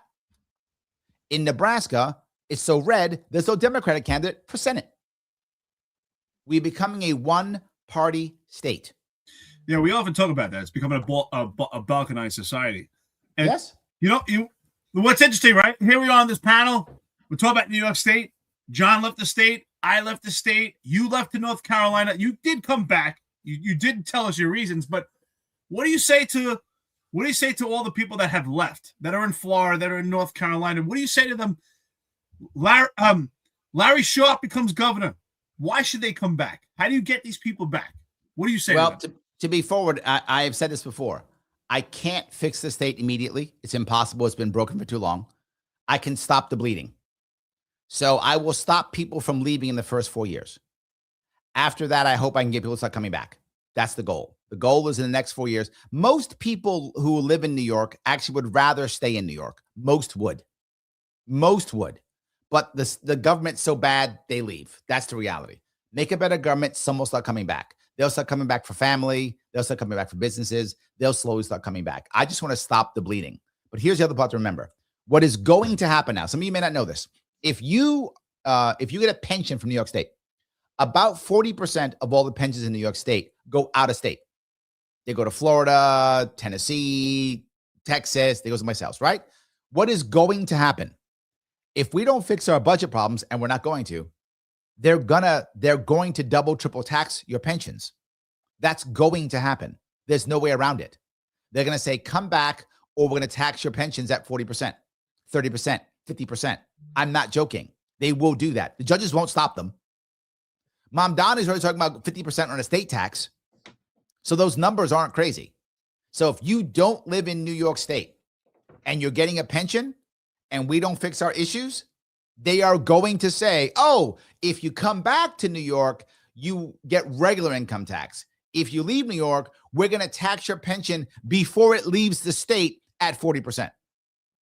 That's going to happen. There's no other answer. They can't keep taxing the rich keep leaving. 100%. Just to correct the record, I didn't leave New York. New York kicked me out of the state. It was, you're going to go homeless. We're going to make you homeless because you believe in God. And you can't believe in God in this state. No, you cannot. I didn't leave New York. It literally kicked me out. It was my choice was me and my kids go homeless on the streets, or I go to a different state where I could open a business and survive. So I chose to continue to feed my kids. So I didn't leave. You know, a lot of people like to say that, but and now it is what it is. I'm kind of here. I'm like, what do I do? I pick up my family again. And to go back to what? I still can't go back to the NYPD because, hey, I'm dirty and I believe in God and we don't want that, you know? And I was competent and, you know, I didn't have any corruption scandals and, you know, I was rated 5.0 my whole career. You don't want people like that. You don't want people that actually uphold their oath in that profession. You know, you want people that are going to tell you crime's down, you know? So You know what, Well, John? that's why you Sorry, hire Larry. the civilians. Good. No, Larry. Truth, I just want to say, John, you're right. Because for me, I was coined as the most complained cop of the NYPD. So for me, leaving New York State, in most places, in some places I've been even asked, hey, would you stay? I've been traveling by RV. Would you stay here and run for sheriff? Here it's like, thank you for your service. In New York, it was like, wow, you just get all these complaints in the Civilian Complaint Review Board because they're so biased. But I feel the same way. That New York kind of kicked me out too. I agree. Yeah. Good point, John. Yeah, I didn't vote for Cuomo either, by the way. I actually still voted for Sliwa. And people get mad at me. I still voted for Sliwa. No, we were big supporters of Sliwa. He was on the platform many times. Daniel was one of his main guys. Yep. I went to Sliwa's events. Sliwa's a friend of mine. Whenever Sliwa sees me in the subway, he always goes, Mr. Libertarian. So he says to me every time when he sees me. All the time. No, but Larry, so like, what is the plan though? Everyone's like, you can't win, and you're clearly saying Blakeman can't win. I believe you showed us the proof that he can, honestly, and it's impossible. That he's not even trying. I mean, come on, he's got one video on his YouTube with 36 subscribers, and he's got a one page, and I don't see him anywhere, dude. I invited him on the show, didn't have nothing. He's to say. not coming on this show, and nothing to say. Plans.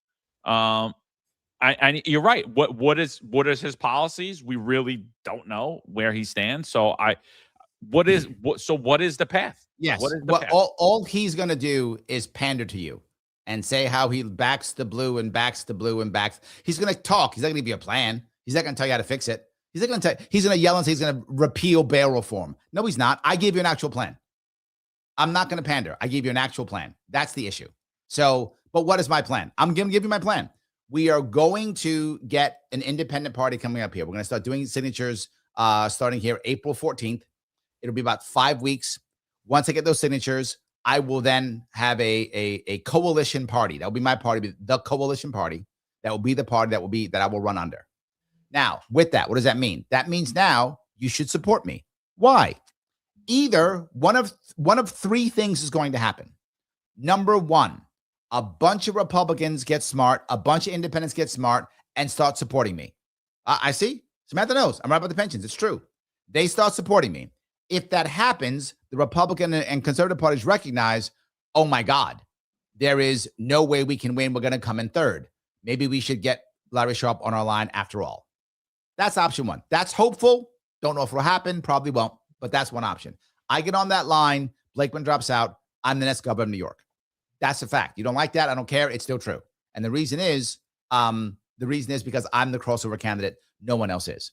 Libertarians don't make I poll on my name, just my name, 8%. And you might go, only 8%.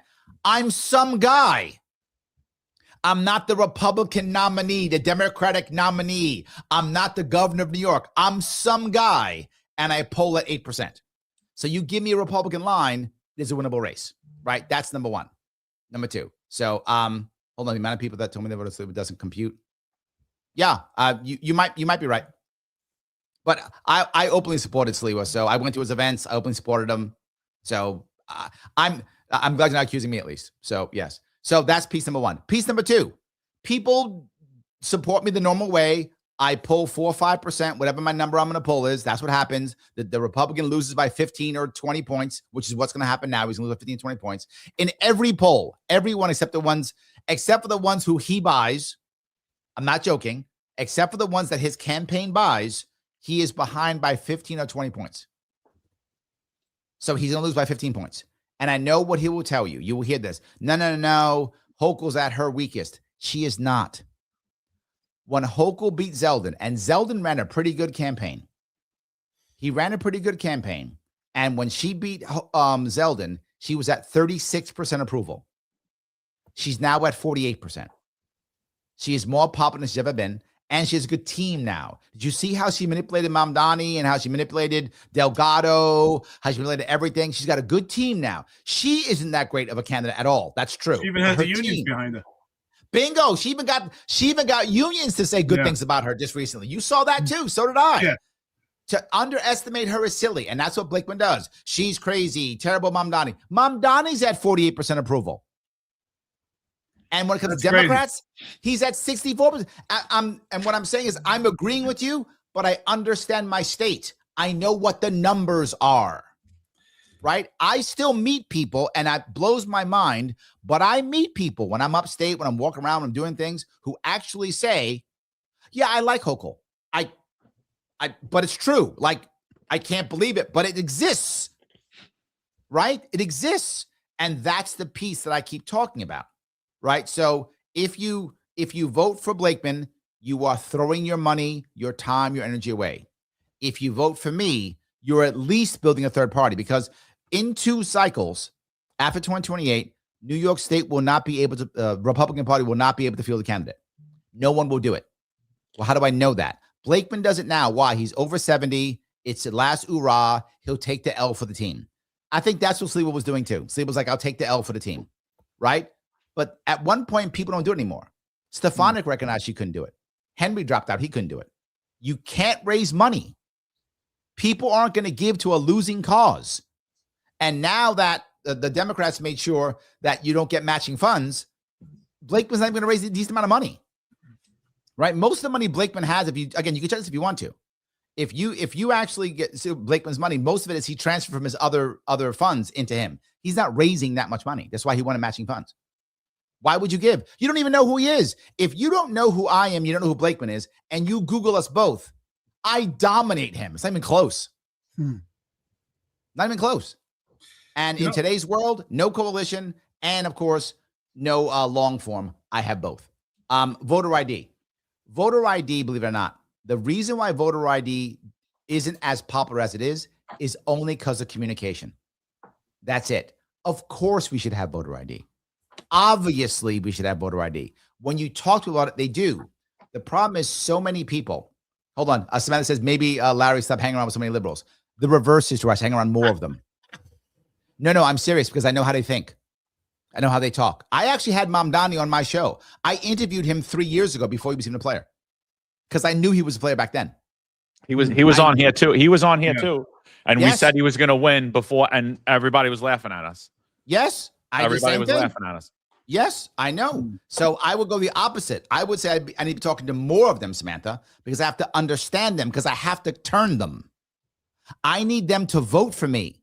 They outgun Republicans 3-1. They outgun independents 3-1. They outgun everybody. There's more of them here. Everyone's red's leaving. If I can't turn Democrats, I can't win. So I recognize that. Voter ID, and this is my communications piece. Most people talk about voter ID. When they're talking about it, they scream and yell, got to get rid of the illegals, get rid of the illegals. The problem with that motion is there are still people alive today in New York, across the country, who have stories from their grandma and grandpa who remember that these laws were used to stop them from voting. That used to be a real thing. Now, it was 70 years ago, but some of those people are still alive. They still remember that. So there's an emotional attack again. It doesn't feel good. Instead, the way you communicate voter ID should be this. Very simple. Hey, look, so many Americans, you, women, minorities, fought hard to get that vote. Let's make sure it counts. It's important. And someone who didn't fight doesn't get the vote. That's why we need voter ID, to make sure the vote that you, minorities, women fought for, that it matters. You just talk like that, they go, oh, that makes sense. That's simple. Whenever I talk about it that way, everyone's like, yeah, makes total sense. It's your communication. It isn't, when it comes to politics, it isn't just policy. Rhetoric matters. And it may sound silly, but it does. How you say things matters. And when you talk about voter ID, say, hey, it's to make sure your vote does count. You fought for it, right? Remember, women couldn't vote. Minorities couldn't vote. We fought for this. Let's make sure it counts. And people go, oh, yeah, it makes sense. You know, Larry, New York State to me is, at one time, listen, I grew up in New York City. Right? I was a New York City kid just like you. And I always thought New York City is like a place you could be free. And now through travel, I travel the whole country by RV, and I feel a lot more free in other states than I do in New York. Right. Yes. And John talked about the vaccine mandate. We're talking about bail reform and all these crazy things in New York. Where do you think the government has gone too far in New York? I mean, obviously, we could easily probably say the vaccine mandate, but where do you think that we've gone too far with government in New York State? I'll give you the outcome and how it happened. The outcome is Kathy Hochul saying this. It is her words. It is my right to protect every New Yorker. Okay. One, it's not her right. Number two, it's not even her job description. In no case, no place, in not her job description, not her oath of office, not the New York State Constitution, not the United States Constitution, does it say it is the executive job to protect and every single New Yorker. It's not a thing. She made it up. It's like if I'm on a bus and a bus driver comes out and goes, "It's my job to teach you all Chinese." What? My job to teach you all Chinese. No, dude, drive the bus. What are you doing? Drive the bus. Don't teach me Chinese. Go drive the bus. That's what she's actually doing right now. So I think that's the end. What the reason why it happens is we keep wanting to achieve something. Now, the problem with having a very diverse state and a very diverse city. For those people who don't know, in New York City, about 1/3 of the people in New York City are not born in the country. Another 1/3 aren't born in New York City. Most people in New York City are not born in New York City. That's why most people in New York City will say things like, "Where are you from?" They just assume you're from someplace else, right? It's a common thing that we do. With that in mind, there's not a common culture often. There's not a common culture. So people cry for some type of referee. That referee is very often government. Government now steps in and goes, "I will pass a law. See, I'm doing something. I will pass a law. See, I'm doing something." That happens often, and that's a problem. Now where it began, where I think we started to collapse, I think that big place where we collapsed was not 9/11. 9/11 shook up this city a lot. And if you were around for that, it really shook us up. It was like, wow, it shook us up. And the government took advantage of it. And the government said, now we have to make sure that we do this. The best thing we've ever done, believe it or not, was just, if you see something, say something. That's actually effective. Local people figuring things out, telling the cops, calling them up, what happened. You guys are cops, you know how often you get a tip? Someone calls you up and goes, "Hey, what about this? What about that?" Local guy says, "No, that's guys over here. This guy." Very common. That was a great thing. But we went too far. We started putting more people here. We started putting more people here, doing more laws. And then 2008 hit. When that hit, people were scared again, because it was first a physical hit in 2001, then a financial hit in 2008, 2009. People started not trusting the system. So they wanted help. And the government kept stepping in. And it hasn't stopped since. It hasn't stopped since. No, it was a scary time. And I remember being young and being dumb and supporting all that. Well, I'm not a terrorist. What do I care if they surveil me? And it's like, well, you grow up and you're like, well, that's the founding of this nation, is that we're all individuals, and right. So it was a scary time, and we allowed that to happen. Same thing with COVID. Agreed. Right? They implemented the fear. COVID was the end of this. Yes. COVID was the end of the city. The lockdowns were the end of the city. That's what made New York City sleep. That's what made New York City weak. That was the end. That was the final nail in the coffin, was that. Because when Kathy Hochul told us that she speaks to God, and that God told us all to get the vax. Remember that? She said that. I'm not making this up. With a vax necklace on. With a vax necklace on. At church, and a priest let her do it. Let her go up. That's correct. That was the end. Right there. We're done. It's over. We're done. Yeah. Yep. God's mad at some people. That's what she said. God spoke to Eric Adams too. Yeah. Oh, is that right? I didn't know that. Him too? Damn. Yeah. Okay. He anointed. Adams was God's anointed, according to Adams, God finds all the politicians lately. Yeah, it's weird how he does that. Show you how incompetent. Show you that anybody could be the mayor. So God did actually anoint him. Listen, you're a busy guy. You've been real generous with your time. Last thing for me, New York, the voter rolls are just they're horrendous. Yes. If you ever lived in New York State, or you lived in New York City and you don't no longer live there, you're probably still on the voter roll. Yep. You have parents or grandparents that died in the last 30 years. They're probably still on the voter rolls. What are your thoughts about that? Is there anything that could be done? The issue is we have to have, and I'm not sure how to do it. Maybe it's the Citizens Audit Group. There's a Citizens Audit Group here in New York State. Maybe it's them, but we've got to have someone audit. Maybe it's out of state audit. My gut tells me we should probably have three accounting firms audit. And I say that because accounting firms, it's their job to audit. It's what they do well. They know how to do it. And if they do it wrong, they are licensed by the state. They can actually be arrested and put in jail. So I think maybe we have one or two accounting companies do an actual audit. I think that has to be the answer. Because if you go and look in New York City, there's about 5.5 or 6 million people registered to vote in New York City. New York City only has 8 million people, right? And 1 million of those are kids. So that's about 7 million people. And 1/3 of those aren't born in the country. How we got 6 million people on the voter rolls? Impossible. It's math. Impossible. So I know that's not true. So yeah, we have to have an audit. My gut says if I had to pick, it would be 2 accounting firms because they would actually be, if they make a mistake or lie, they can be charged and go to jail because they're licensed by the state. So I think it has to be 2 accounting firms, not just 1 accounting firm, 2, so they can check each other. I think that's what you do. Hey, Larry, I just want to say thank you so much for coming on today. Semper Fi. You took a lot of time out of your day, an hour and 40 minutes. Anyone watching this right now, like, share, and subscribe.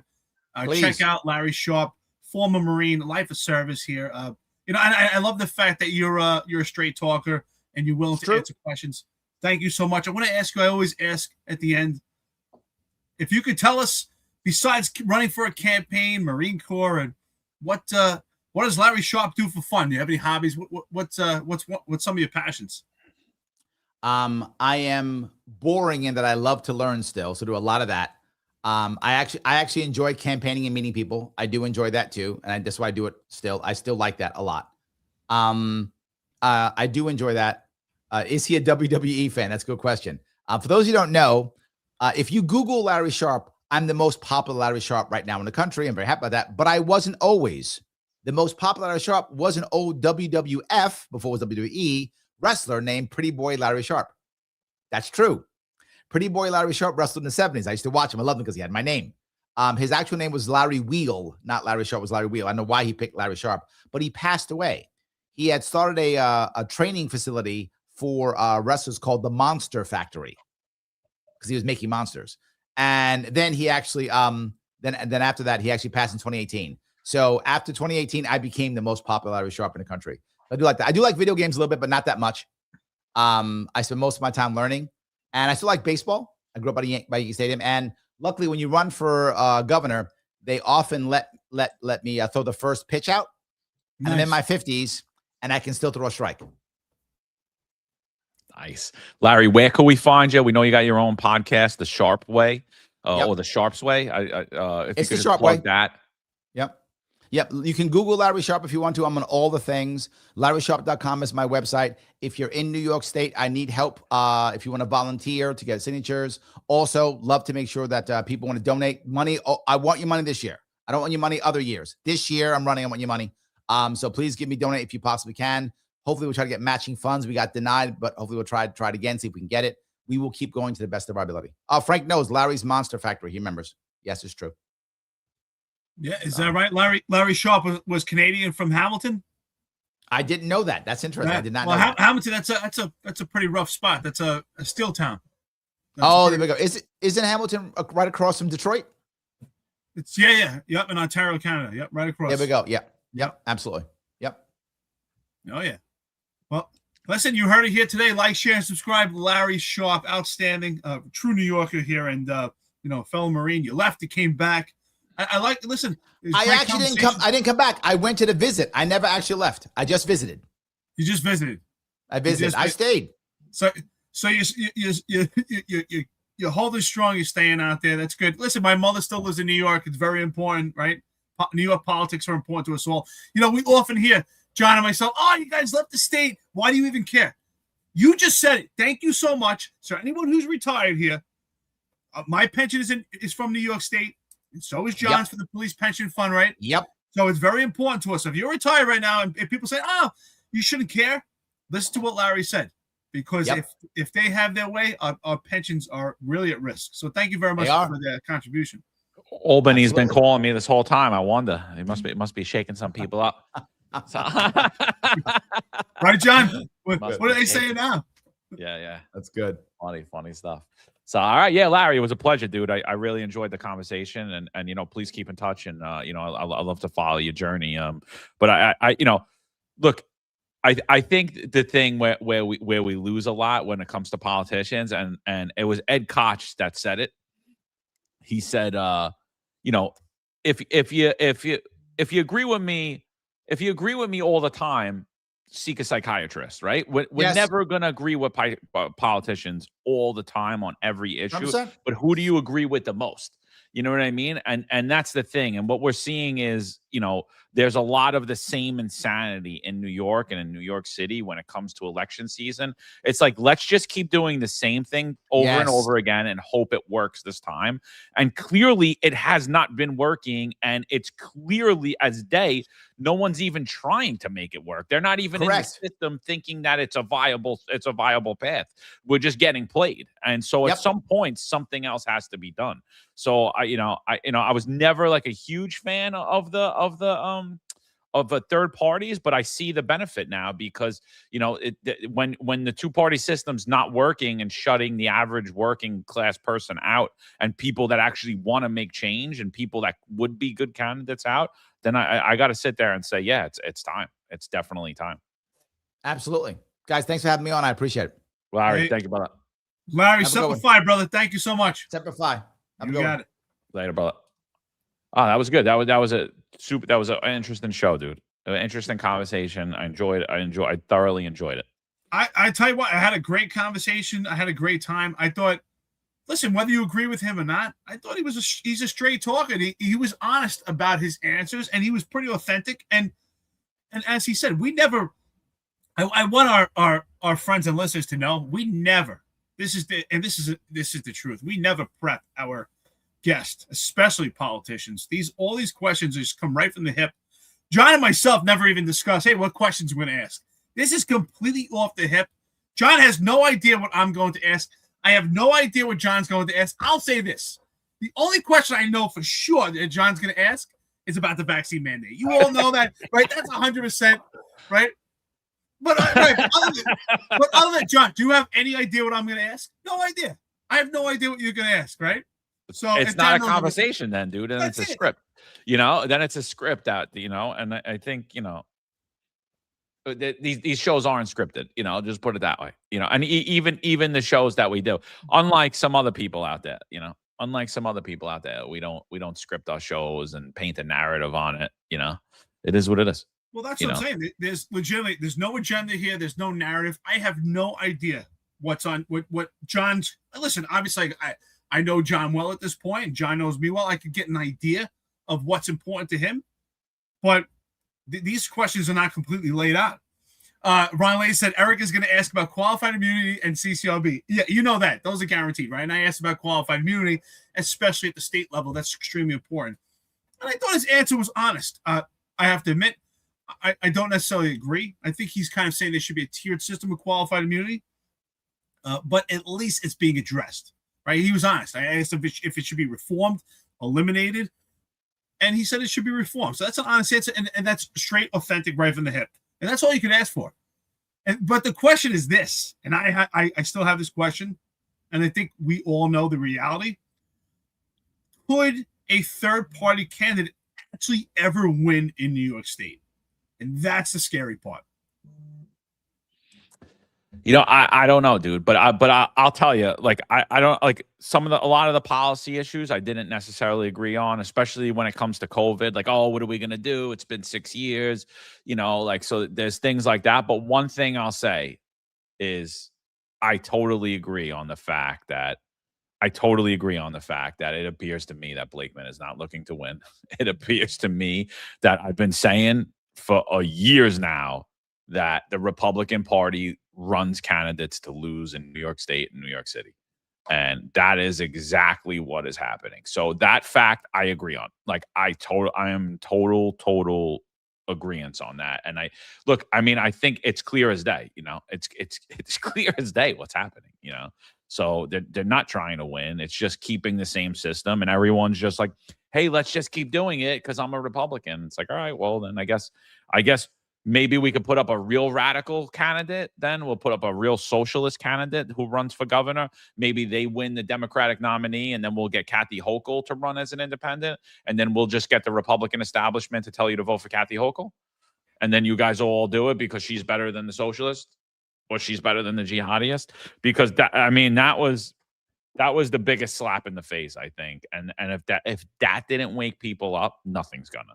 And then, you know what? Expect all you guys who have plans to leave New York City, make sure you do what I did and keep your house there, because you'll be moving back when they come to tax your pension at 40, 50%, because that is the other thing. They are 100%.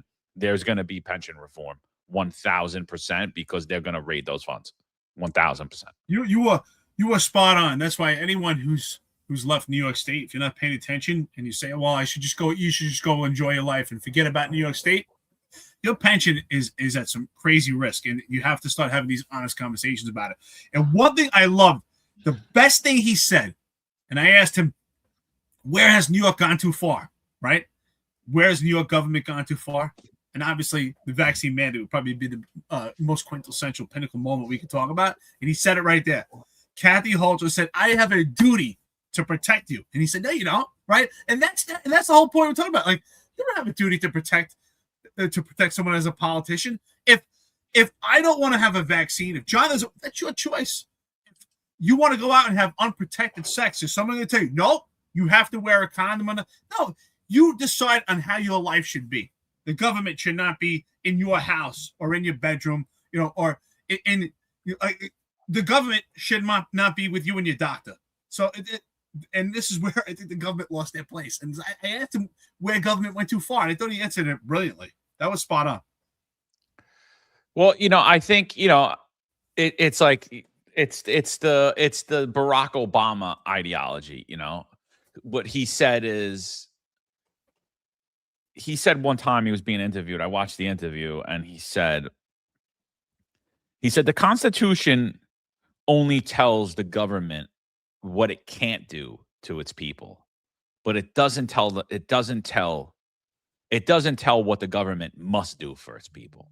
And it's like, well, that's the exact point of the United States Constitution, is individual liberty, not a centralized power of government. And that ideology has really taken over everybody. That ideology is the government. The government just keeps getting bigger, whether it's a Republican or a Democrat. I see what the hell's been going on in Iran and across this country.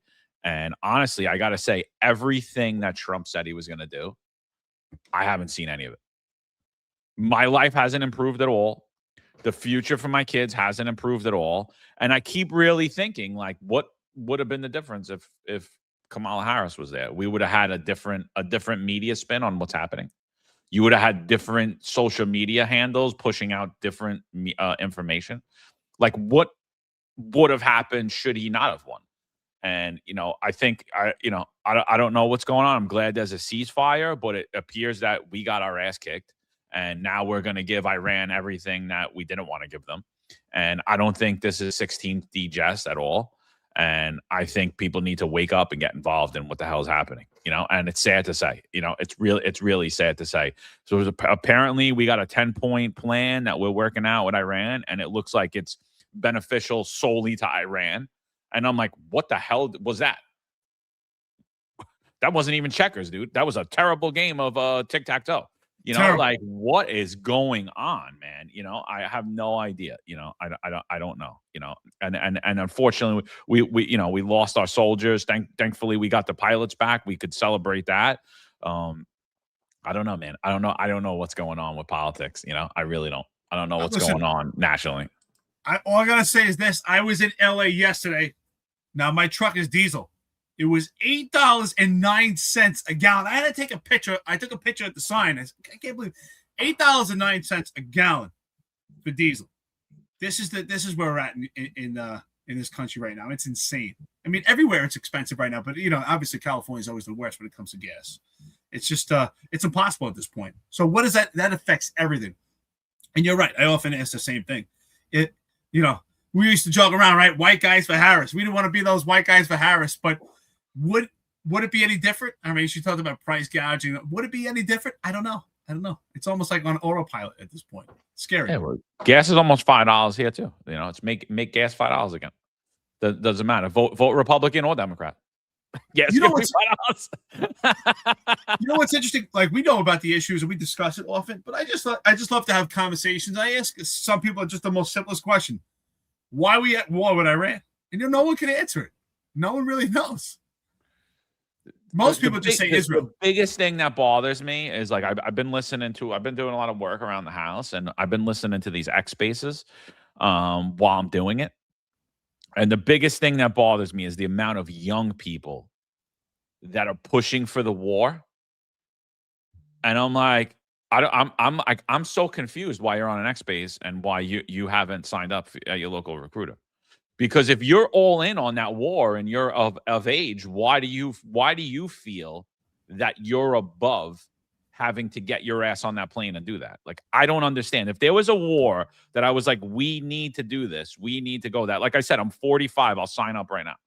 I'm going to be 46 soon. I'll sign up right now. You know, if I'm so invested in that this is existential threat and we need to do this, why aren't you doing it? You know, there's all these 23-year-olds. Oh, yeah, they're highly educated. Oh, I got a good job. Well, what does that mean? We're Americans. What does that mean? You're just going to send the poor and the middle class to go fight and die for you? You're better than that? Yeah. You know, World War II, there was ball players that left their careers to go fight. Yeah. Yeah. So I don't know, man. I'm just like the pot, like, that's the thing. It's like no one wants to discuss the topics that we're talking about because it's heavy, but it's necessary, dude. You know, and obviously we look at it from a local level, you know, more than a national level because, hey, look, the bottom line is we understand the local level and we understand how the New York City politics affects the entirety of this country when you look at public safety and we could speak on that thoroughly and knowingly and from experience, as opposed to you have comedians who think they're geopolitical analysts. And it's like, what? I'm not saying you can't talk about it. I'm not saying we can't discuss national topics. I'm not saying we can't have opinions on national topics, but they're uninformed. You know, they're uninformed opinions, you know, and the same thing for a 23-year-old. You're cheering on war, then get your ass up and go sign up and fight. You know what I mean? And then you know what? You'll be able to talk about that for a long time, right? Then you'll be a professional in that. But like, you know, I just don't understand how everyone that never fought or never traveled to Iran knows all of this information about Iran, and they supported everything that we were doing. And now it looks like all of the reasons that we said we were going in to do, we just backed off on, and we're giving some crazy, and we're saying, oh yeah, you know, you can have all those things now. Not a good look, my friends. Not a good Sleepy look. Joe says it good here. Israel is loving this. Yeah, you're absolutely right. You know, and you have to ask yourself, like, who's in charge at this point? And I agree. Listen, as someone who served in combat, I would say to those young people also, go serve. Because if when you start serving, then you'll be saying to yourself, wait a minute, why are we here? Should we be here? It's you know, it's a daunting task. But you're right. It's easy to ask other people to go fight a war that you want, but you won't go serve yourself. You're absolutely right, John. You're asking for war. You know what? Then put your ass on the line.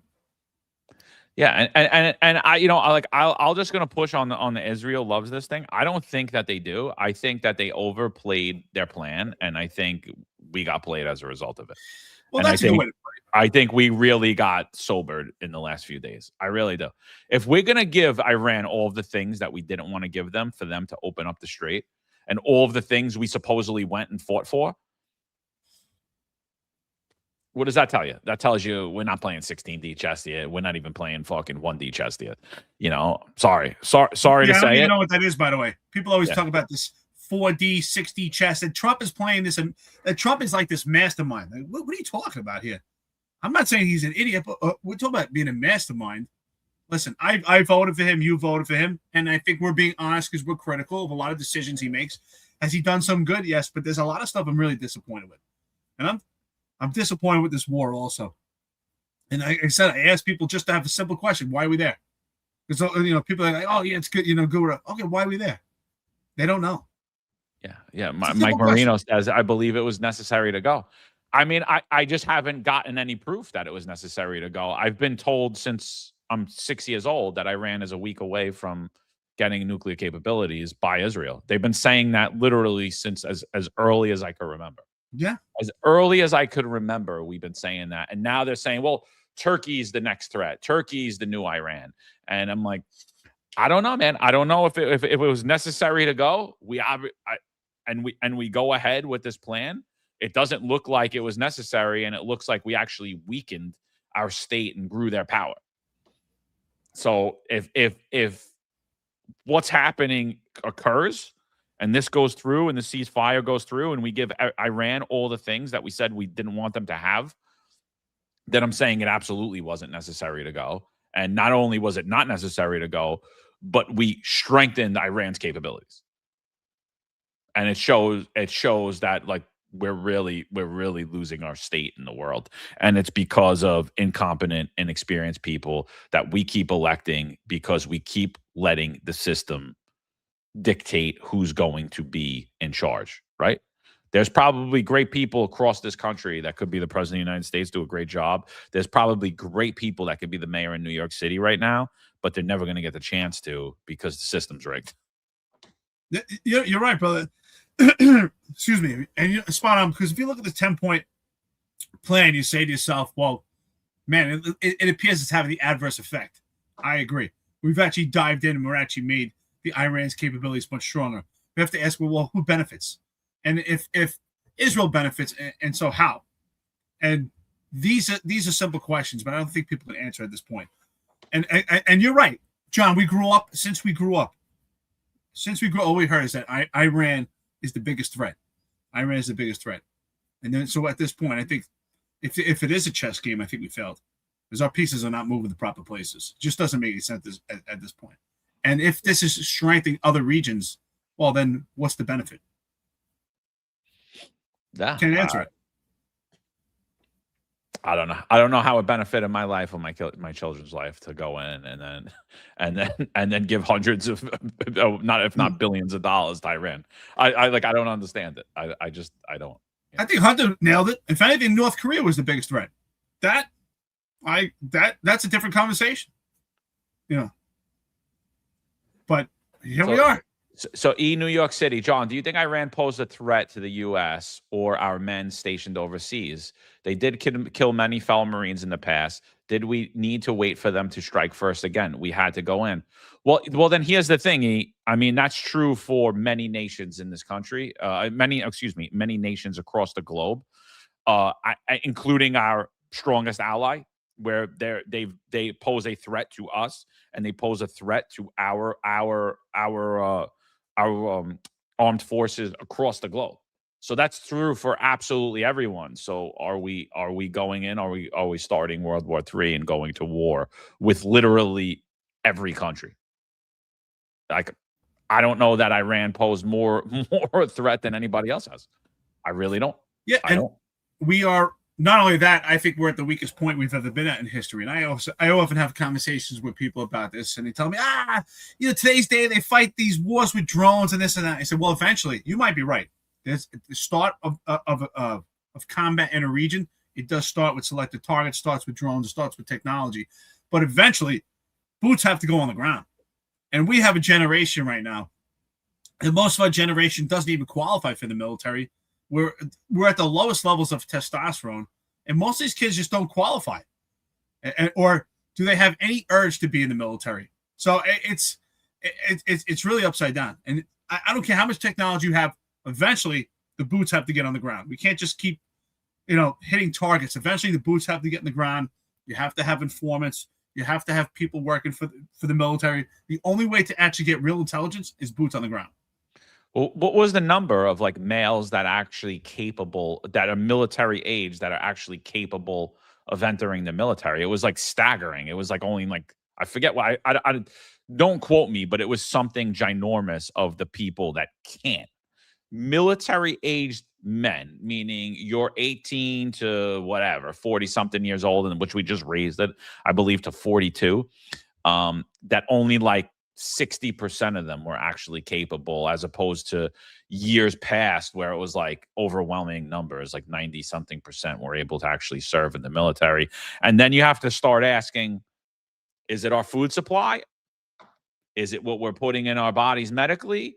What has happened in that time period? And again, we're not even looking at that either, because, the media needs to get those fancy commercials about, hey, take this pill And if you do, you could die, and your balls in your asshole could swell up and kill you.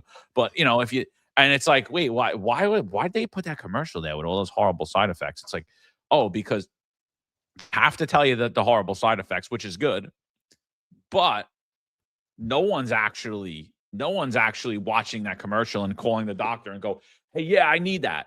So why are they doing that? It's because it's control over the media system, right? They paid a lot of money for that commercial, and that's how you know what narratives they can and can't push on that station, what companies they have to align with, because your advertisers are who control them. That's it. That's where the money comes in. If you're not independent media, if you're taking monthly stipends from pharmaceutical companies, from other manufacturers, they're going to control your narrative, and that's what's been happening.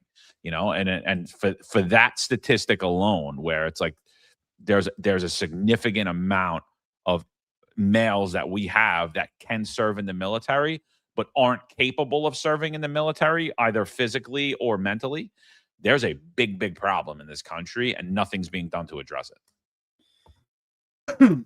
Well, believe it or not, I think most people have a misconception and think that just anybody can get in the military. It's actually there's a lot of disqualifiers for people to get into the military besides the ASVAB, but there's a lot of disqualifiers. Like if you ever had certain surgeries, if you have asthma, if you have any metal in your body, things like that will immediately disqualify you. And so we've gotten to the point. I don't know if he's right, but if anybody knows Tim Kennedy, former UFC fighter, someone I follow, and he, I don't know if his numbers are right, but he said right now that it's harder to get into the military than it is to college. And especially with the apparatus that we have right now, the kids that we have today, low testosterone, no desire to go into the military, and most of them just are not athletic, unfortunately, much different than our past generation. So it's really scary. And like I said, no matter what, in any type of conflict or combat, yes, technology is important, but eventually the boots have to hit the ground. And I don't think we have. We're not at the point where we need to be. Unfortunately, if we get to that point, they might have to call people like me and you, John, call middle-aged men who I still have testosterone to help out. And it's unfortunate, but I think that's where we are. I think it's kind of funny, but I think they might have to change the age groups and start having military-age men join the military to help out, because the kids today, they just don't have it. To be honest with you, I personally think that's exactly what law enforcement needs to do too. Like, there's no age caps in Florida and in a lot of other states, and it's the same thing in New York City. Like, they should be they should remove age caps and allow retired people to come back and work if they're physically and mentally capable of doing so. It's pathetic, man. Again, the diaphragm law is huge, the training's huge, the lack of inexperience is huge, but I also see the physical capabilities of a lot of these young cops. And that's no different than who's serving in our military. You know what I mean? And the physical capabilities are not there, and the experience isn't there. And that's really going to have a long-term effect on your quality of life and all of our quality of lives. And so that's one thing that law enforcement nationally, whether it's federal law enforcement, whether it's local law enforcement, or whether it's our military, I personally think they should start bringing in the old guys who actually could still do it. Because listen, the pool of candidates has shrunken also when it comes to the military, and the DEI aspect has hit the military hard also, not just law enforcement, but it's hit the military too. And the same push. You see soldiers and you see sailors. Unfortunately, they look terrible in their uniforms. I think the Marine Corps is holding strong. It's the last one. But if you look at some of the branches of service, they look terrible, honestly. So, and Pete Hegseth had said it right in his motivating speech. But we've gotten to the point where we have fat bodies in uniform. It's sad. It really is. Young 18, 19. It's sad. I'm sorry. I shouldn't be in better shape than 18, 19-year-old kids. Neither should you, John. Yes, we're still in good shape, but we shouldn't be, honestly. But we are. No, yeah, I totally agree. I totally agree. And again, I think Hegseth has said a lot of good things. I think he said a lot of dumb shit too, but he said some good stuff. But I don't think that there's anything. I haven't seen any action as a result of it. I've seen media spin. I've seen dumb things happen. I haven't seen anything that long term is gonna really benefit the federal government or our stance in the world. Hey, Mike Marino, got you. Mike, what's up, brother? Retired chief, good man right here. He says John is too short. Man, John, I think from now on you got to start doing the podcast standing. I could get the high boot. I'll get cowboy boots. I'll put like a thick heel on. You know what the funny part is? I think I'm only about an inch taller than you, if that. I don't know. I think I got good posture. So. Yeah, anyway, Mike, how you doing, brother? Thank you so much. Good man right there. Good man. Yeah. So Friday should be good. A lot of stuff going on. A lot of videos. You know what I've been watching? It's been coming up in my feed because we showed a little bit of it on Monday when you were out. All of these kids that are racing around New York City. It's bro, I've never seen any like you know when you're driving and then all of a sudden someone whips by you at like 100 miles an hour. These kids are like all over the BQE, everywhere, bro, on bridges, everywhere, just racing and filming it for content. It's wild, man. It is wild. And like nothing, there's zero plan to address it. And those are the kids that are involved in these car takeovers, like doing the burnouts and all that stuff. You gotta watch that stuff. It's wild, dude. It's honestly, I can't even believe it. Like that nothing's getting done. And like a cop on the street or even a highway cop, you're at a huge disadvantage. And you honestly can't chase these kids because you'll definitely wind up crashing or killing someone. But there's no system in place to deal with them. Like when you see them start racing in and out of the streets, there should be plans put in place to shut those roadways down and not only arrest them, but confiscate their vehicles because they're really putting a lot of lives at risk. Scary, man. Super scary. Yeah, I'm with you. It's totally out of control, man. It's absolutely. It's like Fast and the Furious right now in real life, but even more dangerous. At least those guys are having fun. It's out of control, man. It really is. There's got to be something. Maybe eventually there could be something where they just install spikes in the ground somewhere. When these they can just hit a button and they come up. Good. Bust all their tires. And I say the same thing. Take all their cars also. You're a kid. You want to have a good time, but it's out of control. Out of control. They're taking over streets, man. It's gotten ridiculous. But yes, I want to see like some spikes in the ground and someone could hit a button, boop, pop their tires. I'll be laughing. There you go. There you go, buddy. Look, we have no problem creating more congestion. There's a way to shut down traffic on these highways and go and arrest that guy. But that's the first amendment activity, John. We don't. Oh, true. Yeah. Driving 180 miles an hour. They're expressing themselves. And maybe one of those caretakers. Maybe one of those caretakers that Mom Diane's gonna have. They could talk them down. Slow down, please. Please slow down. And dude, these kids aren't driving cheap cars either, bro. They're hooked up M4 BMWs or they're the Mercedes. I forget which model of Mercedes, but it's either Mercedes or BMW. They're young kids. There's no way these kids got a job. So their parents are funding all this. Take it from them. Take it from them or take their licenses from them, everything. And then so to me, like there's got to be a plan put in place because, dude, it's wild. The minute I did that, my entire feed changed to that's all it is. And I'm just seeing every day now. Every day, all I'm seeing is just these drag racing. I don't even want to call it drag racing. It's not racing. They're literally just going as fast as they can, bobbing and weaving in and out of traffic in New York City. Yeah.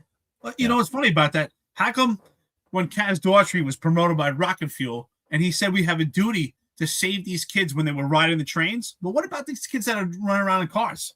Exactly. They're going to kill themselves. They're going to kill themselves. They're driving at high rate of speeds, racing out there. How come we don't have a duty to stop them? It's not sexy because you don't. Where are the drones? Can't the drones following them in the cars? Where are those drones? Where is Kaz Daughtry, by the way? Where are you? Huh? Jeffrey Madry's not around for you anymore for you to hold his pocket. That's what it is. Neither is Eric Adams. So that stuff went out the window. Yeah. But anyway, go ahead. Ron and Rob's show tonight. They're going to be talking about a cop that was indicted by Letitia James. There's a lot of crazy stuff going on in law enforcement. So we'll get back to that. There's another thing. It's not the case that I'm talking about. So I won't get into what they're going to talk about, but check it out tonight. They're going to check out the executive perspective tonight at 5:05 p.m. Eastern time. They're going to be talking about an NYPD cop getting indicted by Letitia James. But there's been a lot of crazy things happening in Massachusetts and across New York State with cops getting indicted. One of my good friends just sent me a podcast, and it was a mother and a father advocating for their son, and their son got called to an EDP job. The caller was the EDP.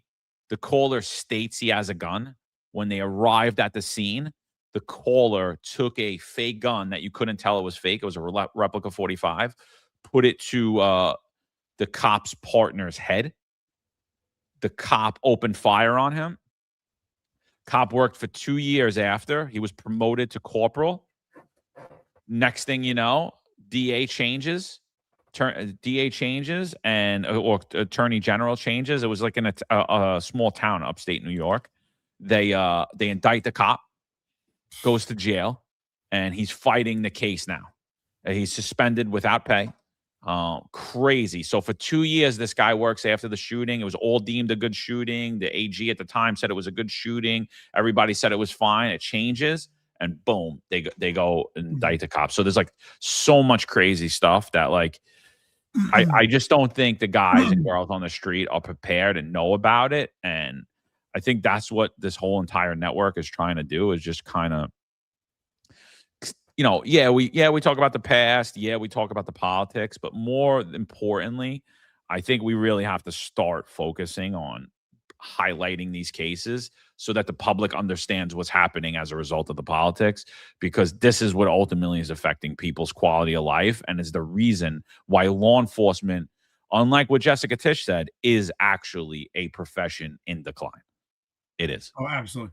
Absolutely. We all been talking about, mentioned today, how gas prices are up. And once your gas prices are up, it affects everything. It's a trickle effect, right? It affects the price of something that's being transported, the price of the guy that's actually carrying your bread, which is why stuff is more expensive in grocery stores. But the same thing goes for law enforcement. When you start to trickle down and you affect law enforcement and you actually pick away at law enforcement and you dissect every move, and it's actually upside down with the law and how we assess police officers taking action, it affects what happens in the street. It affects public safety, right?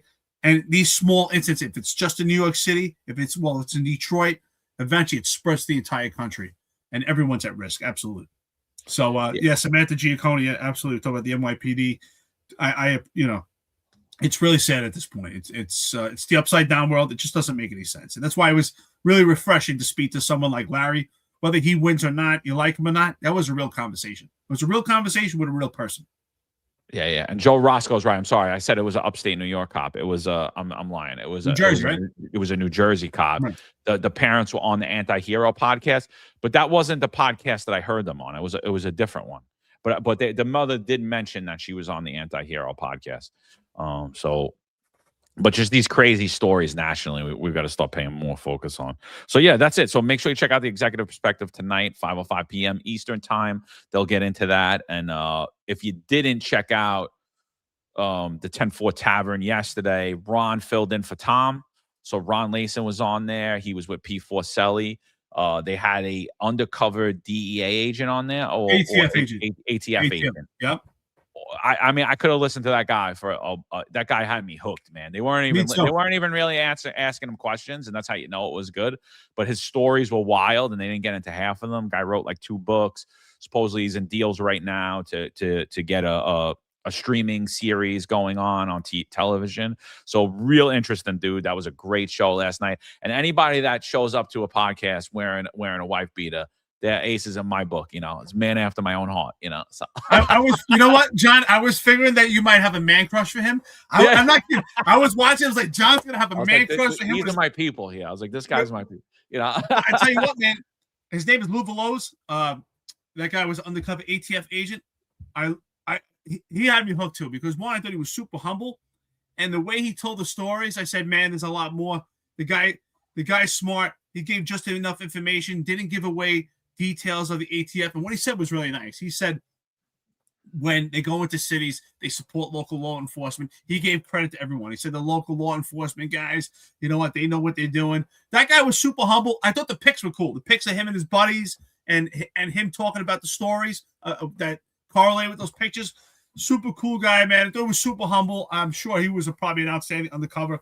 And I heard he mentioned that guy, Chris, that was the teacher there, because there's another guy that was on Rogan. He's all over, who was an undercover ATF agent, who talks about that guy also being an amazing instructor for undercover. So yeah, super cool, man. 10-4 Tavern, that was an awesome show. Ron, nice job, brother. Appreciate it. Pete Faselli, awesome. That was great, man.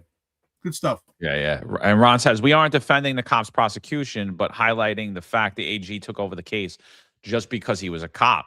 The spotlight on everything you do when you are a cop.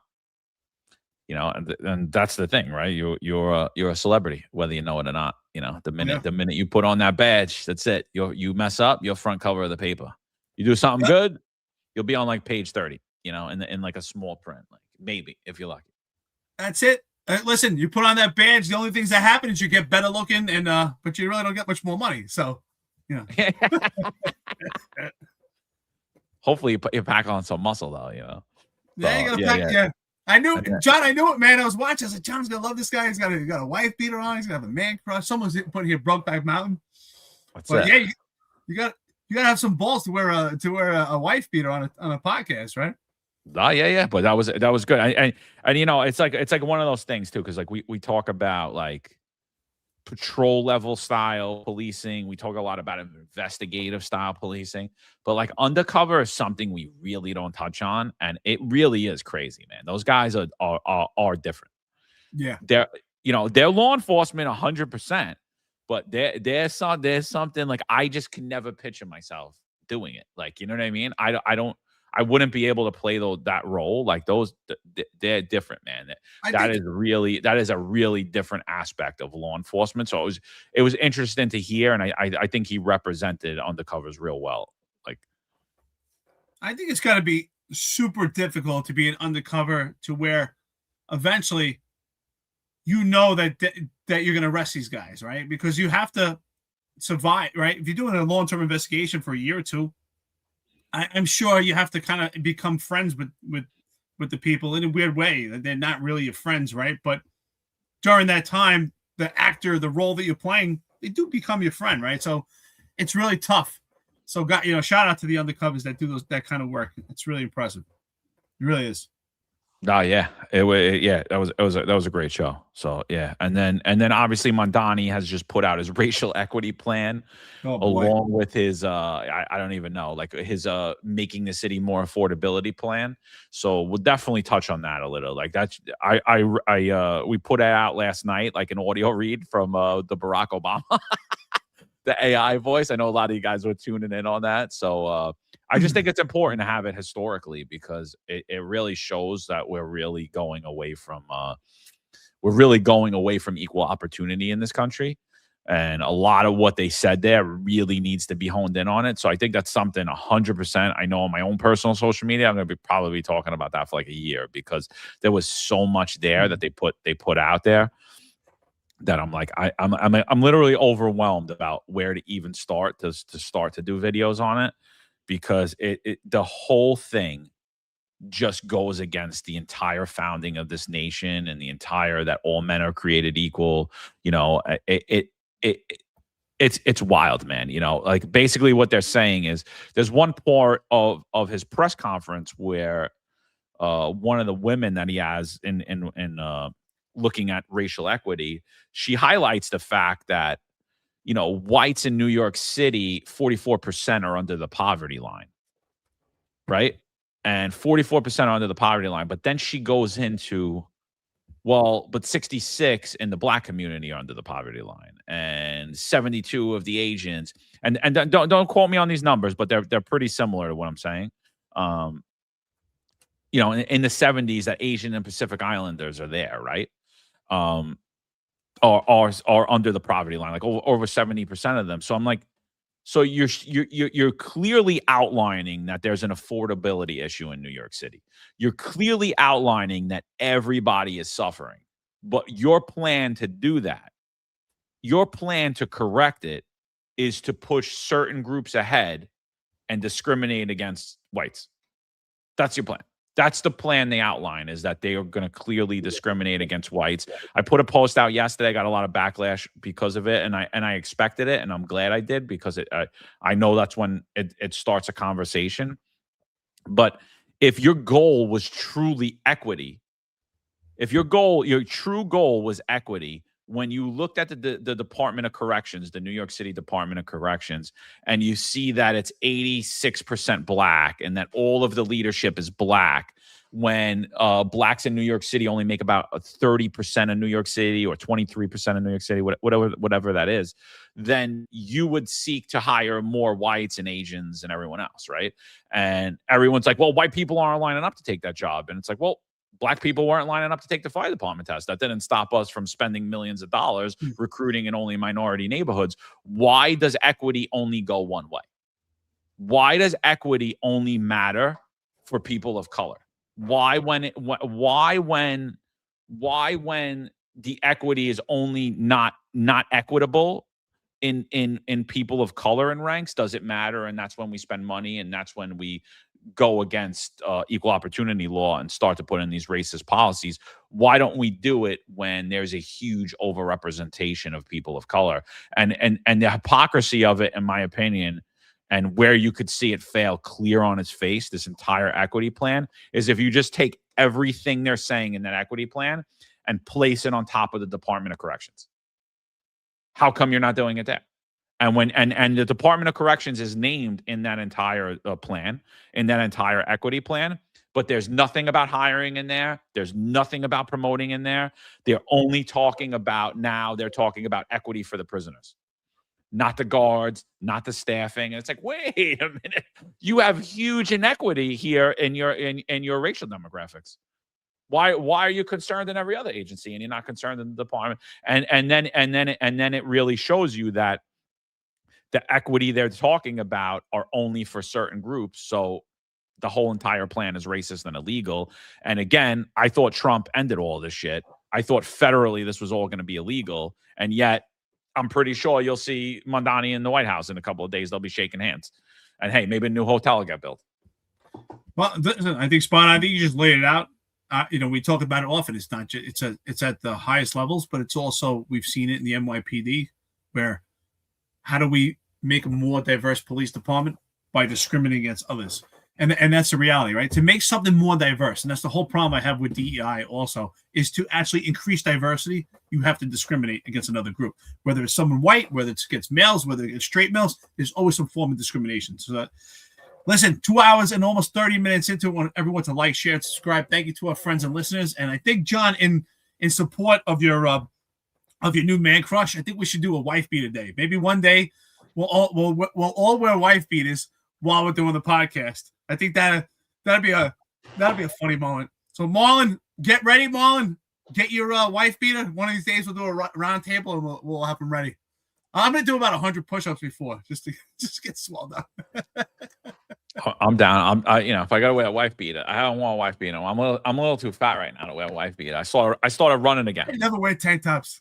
I started running again, like 30 minutes every 3 days. So it feels good. I slowed down on the running for a while, and I stopped playing basketball for a while. So feels good. I'm going to push that back in my routine. Special Hagen says, you raise excellent point on the utilization and job groups of demographics are not race or gender specific. It is the implementation and lack of training of the people enforcing the law. I don't think so. I mean, we've spoken about this before, Special Hagen. I think when you look at it, when you look at diversity, equity, inclusion as gender, it is specifically targeted towards groups that they feel or have been historically marginalized or historically underrepresented. It actually leaves anybody who's white out there. So if you're among those 44% of white people in New York City that are under the poverty line, New York City does not care about you. What they're going to do is press oppression on you further while lifting people up, forcing equity for other groups. You're left out of the equation of government in New York City. It's on its face. It's discriminatory. I know Harmeet Dillon put out a post saying, oh, this smells fishy. I'm going to look into it. Doesn't smell fishy.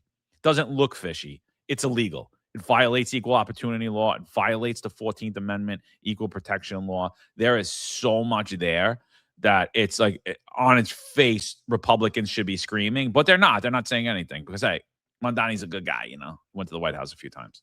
Yeah, exactly. He's a good actor. He makes good rap songs. But the bottom line is it's not equitable.